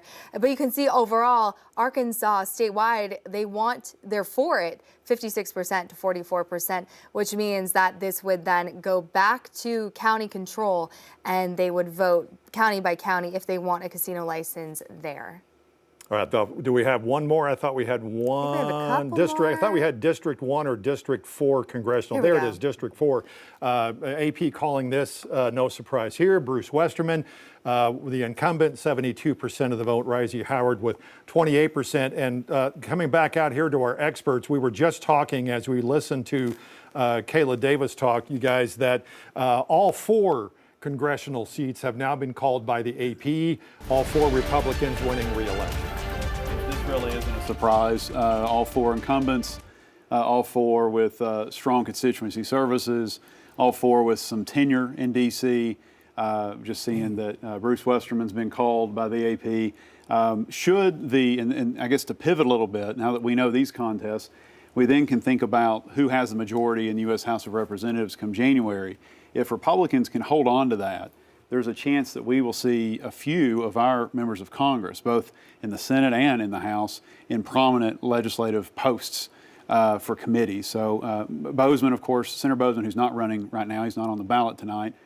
He's able to relax a little bit, but he's possibly in line for the chair of agriculture. It's a huge committee for everyone, but particularly for Arkansas. You've got Bruce Westerman, who's just been told that he's locked for his seat in South Arkansas. That's one that could put him in position for natural resources. Another important part. He's the only forester in the U.S. Congress. And that's something that's obviously near and dear to the heart of many in timber country in South and Southwest Arkansas. And then you have Womack, of course, Representative Womack, who plays key roles in the budget, will continue to do so as well. And so a lot of questions here, and I'll throw another one out just for fun. If former President Trump is I want to say elected or reelected, he not quite the incumbent, but if he assumes the White House again, and we might find that out tonight or in a couple nights, it's possible that we see somebody from Arkansas on a short list for a cabinet post. You just never know these days. So, Senator Cotton, I could see him playing a prominent role in that. Perhaps Governor Sanders. I was going to say Governor Sanders. The speculation can run wild, right? Yeah, exactly. All right, we got more artwork over here, and I think he's outdoing himself over here. Drew us something new on the whiteboard. What is it? So what I have here, I wanted to give our viewers a sense of what usually happens in the on the road to the general election for the presidential race, and also the predicament where Vice President Harris finds herself. Usually during the primaries, I'm calling it primaries versus general election. So you have this board, for example, 100%. So to the right is the Republican side, to the left the Democratic side, total 100. As you get farther to the right, you become more conservative and more liberal here. So just for the sake of explanation, we're just going to keep the numbers just flat even. So say about 20% of each side will be considered the base. About an additional 20% soft Republican, soft Democrats. And then about 20% here will be toss-up, what we call toss-up voters. Those are true independent voters. And when you add up the soft toss-up and the soft Republicans, that gives you what is referred to as swing voters. These are voters that could be persuaded by either candidate, especially the toss-up votes. During the primaries, what happens is the candidate on the left will go farther to the left to win the support of the base to become the nominee. Same to the right, you move further to the right to show that they're the most conservative. There is some exception. For example, in 2008, the late Senator John McCain wasn't considered conservative, but he was able to divide the conservative vote to win the nomination. Now, between when they lock up the nomination, when they're the presumptive nominee, to, let's say, the party nomination, and even right before Labor Day, they try to move back to the center because they realize that they cannot win without the toss-up vote. President Trump has had that luxury for the past, 8 years or so, to come here and lock up this base and try to actually soften his stance. Vice President Harris hasn't had that because in 2020, she moved far to the left to win the nomination, and she didn't get it. But she's been stuck here in the minds of a lot of voters because she didn't get a chance to actually move back to the middle. And we're going to see if that's going to play a role in this race. Very interesting to see how that plays out. Yeah. Yes. I'm going to take a picture of that and see if it plays out. See how it goes. All right, folks, we're going to be cutting into CBS programming here in just a second. Also, our 5 News at 10. We'll be back on 5 Plus, I believe, at 10:30. So stay with us. We'll see you soon.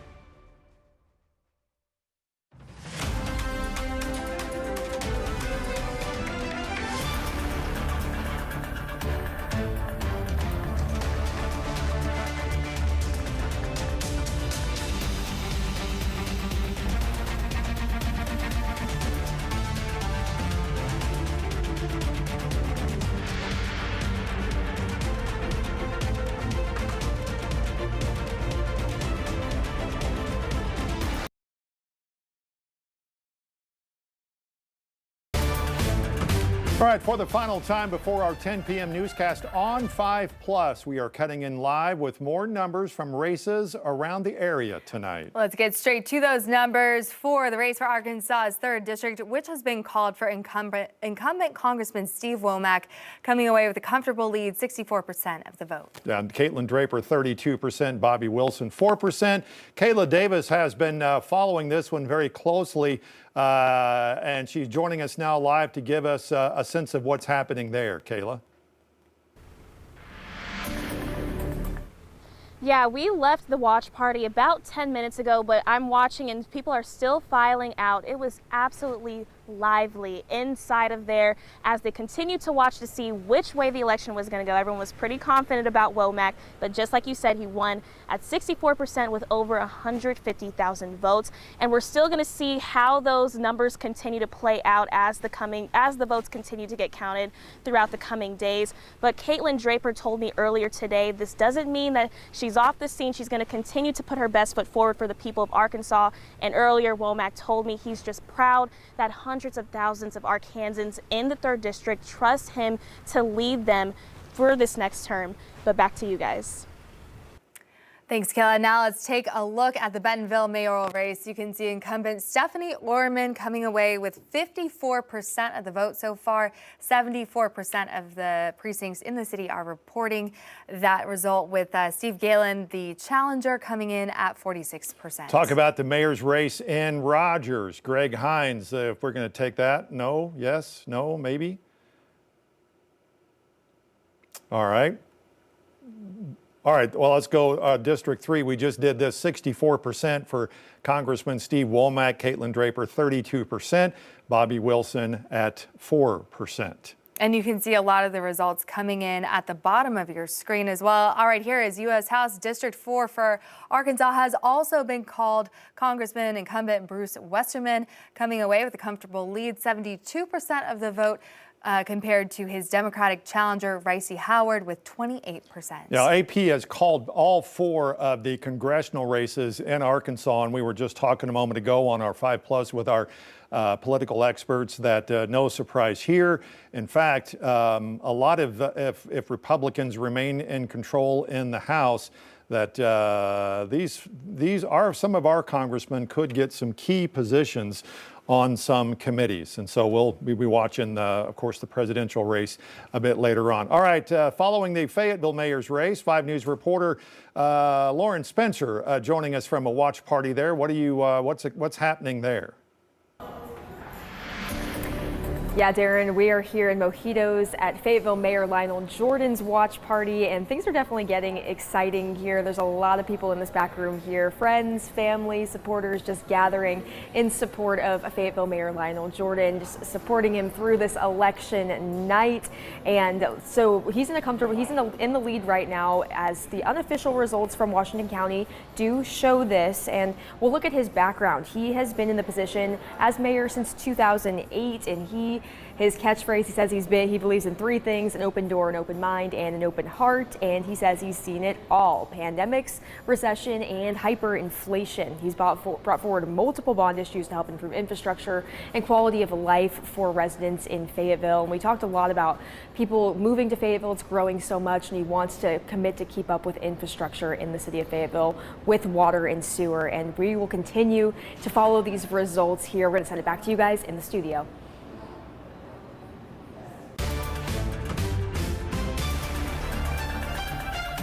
All right, thanks for joining us tonight for this special election edition of your 5 News at 10. Here is a look at a map now that America is watching tonight. The race to be the 47th president, still too close to call, according to CBS News, with just a small margin separating former President Donald Trump and Vice President Kamala Harris. We're going to check in with CBS News and the Trump and Harris campaign headquarters in just a few minutes. And Channel 5 is also your local election headquarters tonight. Our reporters, as you've seen, are all out in the field covering several big races tonight. And again, thanks for joining us. I'm Darren Bobb. And I'm Alexandra Burnley. We'll see you back here on 5+. Oh no, here's a look at three things that we are watching right now. As we said, the presidential election, majority in the Senate and the House of Representatives still up for grabs tonight. Counting in key swing states and close congressional races expected to go on for days. The constitutional amendment centered on Arkansas's fourth casino license in Pope County, one of the most talked about issues in Arkansas voters are deciding on. And several cities in our area are electing mayors tonight. Rogers, Bentonville, Fayetteville, all among some of those races tonight on the ballot. And we're starting tonight with what's on the top of everybody's ticket, the presidential election. Electoral college race still too close to call about an hour after West Coast polling sites actually started to close. CBS News has reporters live tonight at the campaign headquarters for former President Trump and Vice President Harris. Let's check in for an update on the mood at their campaign watch parties tonight. CBS News projects early wins for former President Donald Trump in several Republican-leaning states, including his adopted home state of Florida. Earlier, Trump and former First Lady Melania Trump cast their ballots in Palm Beach. I would say this was the best campaign we ran. But he later cast doubt on the integrity of the election, writing on social media a lot of talk about massive cheating in Philadelphia without providing any evidence. If I lose an election, if it's a fair election, I'd be the first one to acknowledge it. CBS News exit polls show more than half of Trump voters aren't confident that elections are being conducted fairly, while their top issue is the economy. I think when you look at the end of the day, fiscally, you look at our country, the budget was better, the taxes were better. Trump's signature issue, immigration, was also a top concern for his voters. Trump is watching the results tonight with an inner circle, including billionaire Elon Musk. They're gathered just a few miles from here at his Mar-a-Lago estate. Bradley Blackburn, CBS News, West Palm Beach.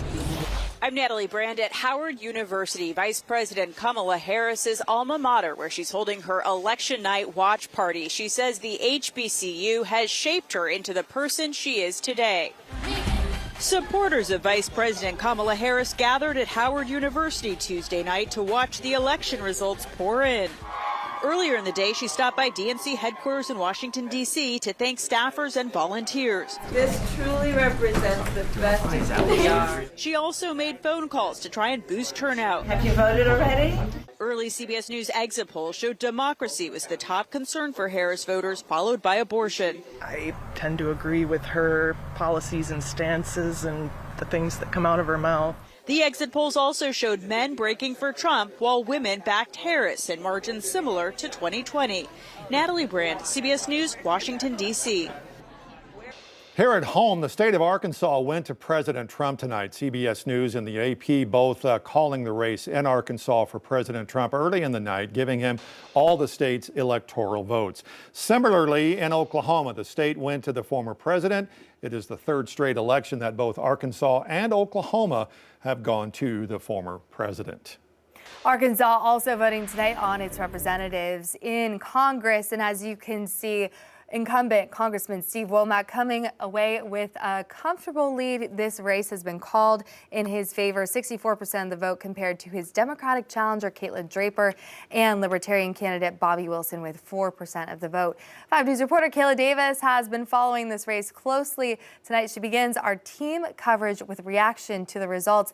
Kayla, I know you were at a watch party earlier that just wrapped up, so you're outside now. Yep, that's right. Everyone is out of the doors. It's closed down, but it was super lively earlier today as everyone was watching closely, not only the congressional election, but also the national election. And I've got the numbers right here for you guys. Just like you guys said, he won at 64%, but AP has recorded that they have 89% of the votes, and Womack actually has received so far almost 165,000 of them. And for Caitlin, 81,555, and then for Bobby Wilson, 10,914. And Womack told me earlier today that he's super proud to be representing the people of Arkansas once again. I wish I could put into words what it means for the better part of 750,000 to 800,000 people who represent the 3rd District of Arkansas, put their trust and confidence in me.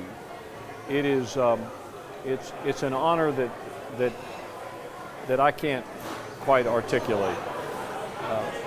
But there's a great challenge that comes with it.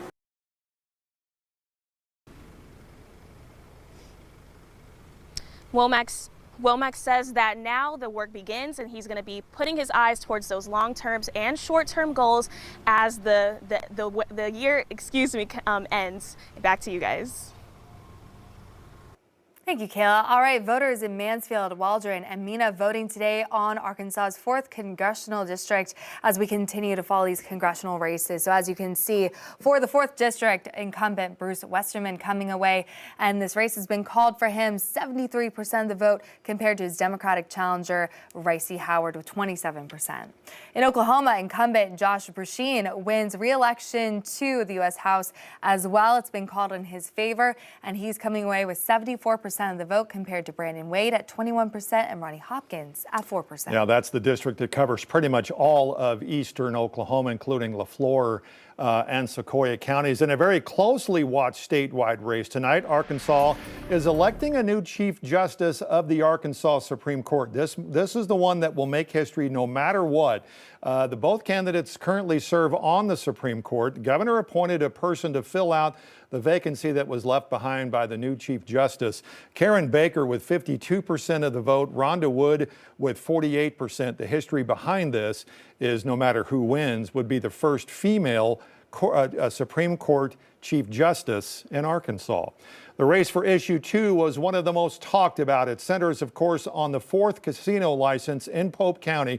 And you were talking a moment ago, Alexandra, that people in Pope County actually voted against this. Yes, they actually want the casino to stay there and have it built, but that might not happen given these results. This means that the casino in Pope County, the one that was given the license over the summer, it has not been built in Russellville yet. It would actually not be built if these results stand. Very interesting. 74% of the vote counted there. 5 News reporter Jacob Luthi has been monitoring results to issue 2 as they come in from the Secretary of State's office, joining us now from the newsroom with maybe how some supporters and opponents are feeling about this tonight. Jacob?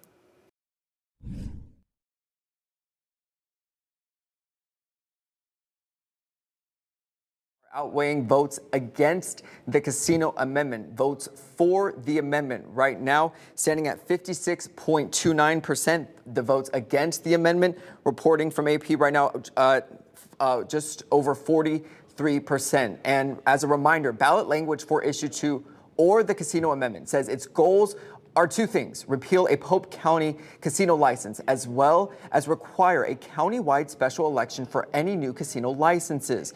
Millions of dollars have been spent on this issue in terms of television ads that I'm sure everyone watching at home has seen, and lawsuits were ultimately filed challenging the signature collecting methods and ballot languages. Those arguments ultimately failed. Arkansas Supreme Court voting to allow votes for the casino amendment to count. In 2018, voters in Pope County voted 61% against Amendment 100, which ultimately authorized casinos in 4 different counties, including Pope County. Now, unofficial numbers out of Pope County show that on this vote, the county actually voted against the measure. For the measure, 10,668 votes against 13,391 votes. That's with 99% of the vote in. Allison Burham, she's a spokesperson for the groups against issue 2. She tells me they knew people in Pope County wanted the casino. She just hopes the rest of the state does as well. That's what she tells me. But again, we'll keep waiting for the final numbers. Jacob Luthi, 5 News.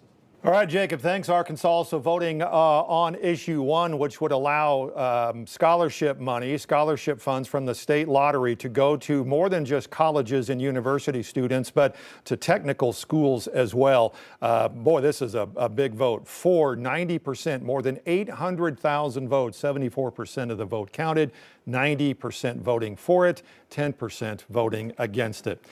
In the River Valley, voters in Ward 3 for the Fort Smith Board of Directors also voting on who is going to take that Ward 3 spot. We are still not seeing any results in that race just yet. We have been waiting for the Sebastian County Election Commission to post something on their website.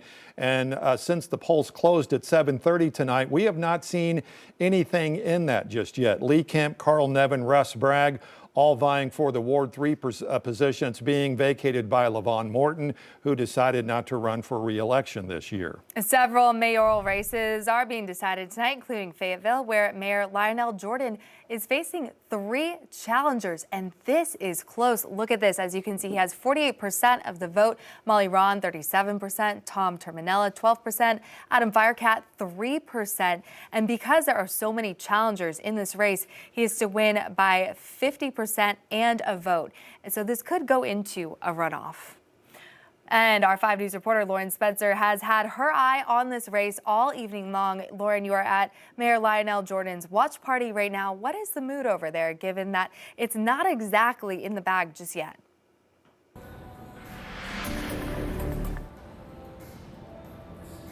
Yeah, Alexandra, you're right. And these official results say that Mayor Lionel Jordan is in the lead right now. But like you said, it's not in the bag just quite yet. We are here at his watch party in Mojitos. And the mood is everyone just seems excited. It's a little bit quiet, but I think everyone's just watching the TV, just watching these other races come in too. Let's turn to Mayor Jordan and his background. He's been mayor since 2008, and he says he's seen it all. We talked yesterday about how fast the city of Fayetteville is growing, and from the U of A being its backyard or just people moving here. He says that he wants to make a priority to keep up with infrastructure in the city. So he's focusing on getting the city's water and sewer in check for these people moving here. We also talked about the housing crisis that was recently declared in the city. He wants to flood the market with living units, which could then drive the prices down on houses and eventually on rent due to just some more options in the city. Here's what he says about his philosophy as a mayor. I believe in an open door, where everybody's accepted no matter what the color of their skin or their religious belief, what country they come from, or who they love. They're all welcome in this city. Again, this race has not been called yet, and there is a possibility of a runoff due to those 4 candidates in this race. But we're going to keep you updated on numbers as they roll in. Well, for now, we'll send it back over to you guys in the studio. Thanks, Lauren. By the way, we cannot cover all the races tonight, but you can watch the bottom of your screen to continue to follow those. We are going to have more election results for you after this, including the mayoral races for Bentonville and Rogers. We will be right back.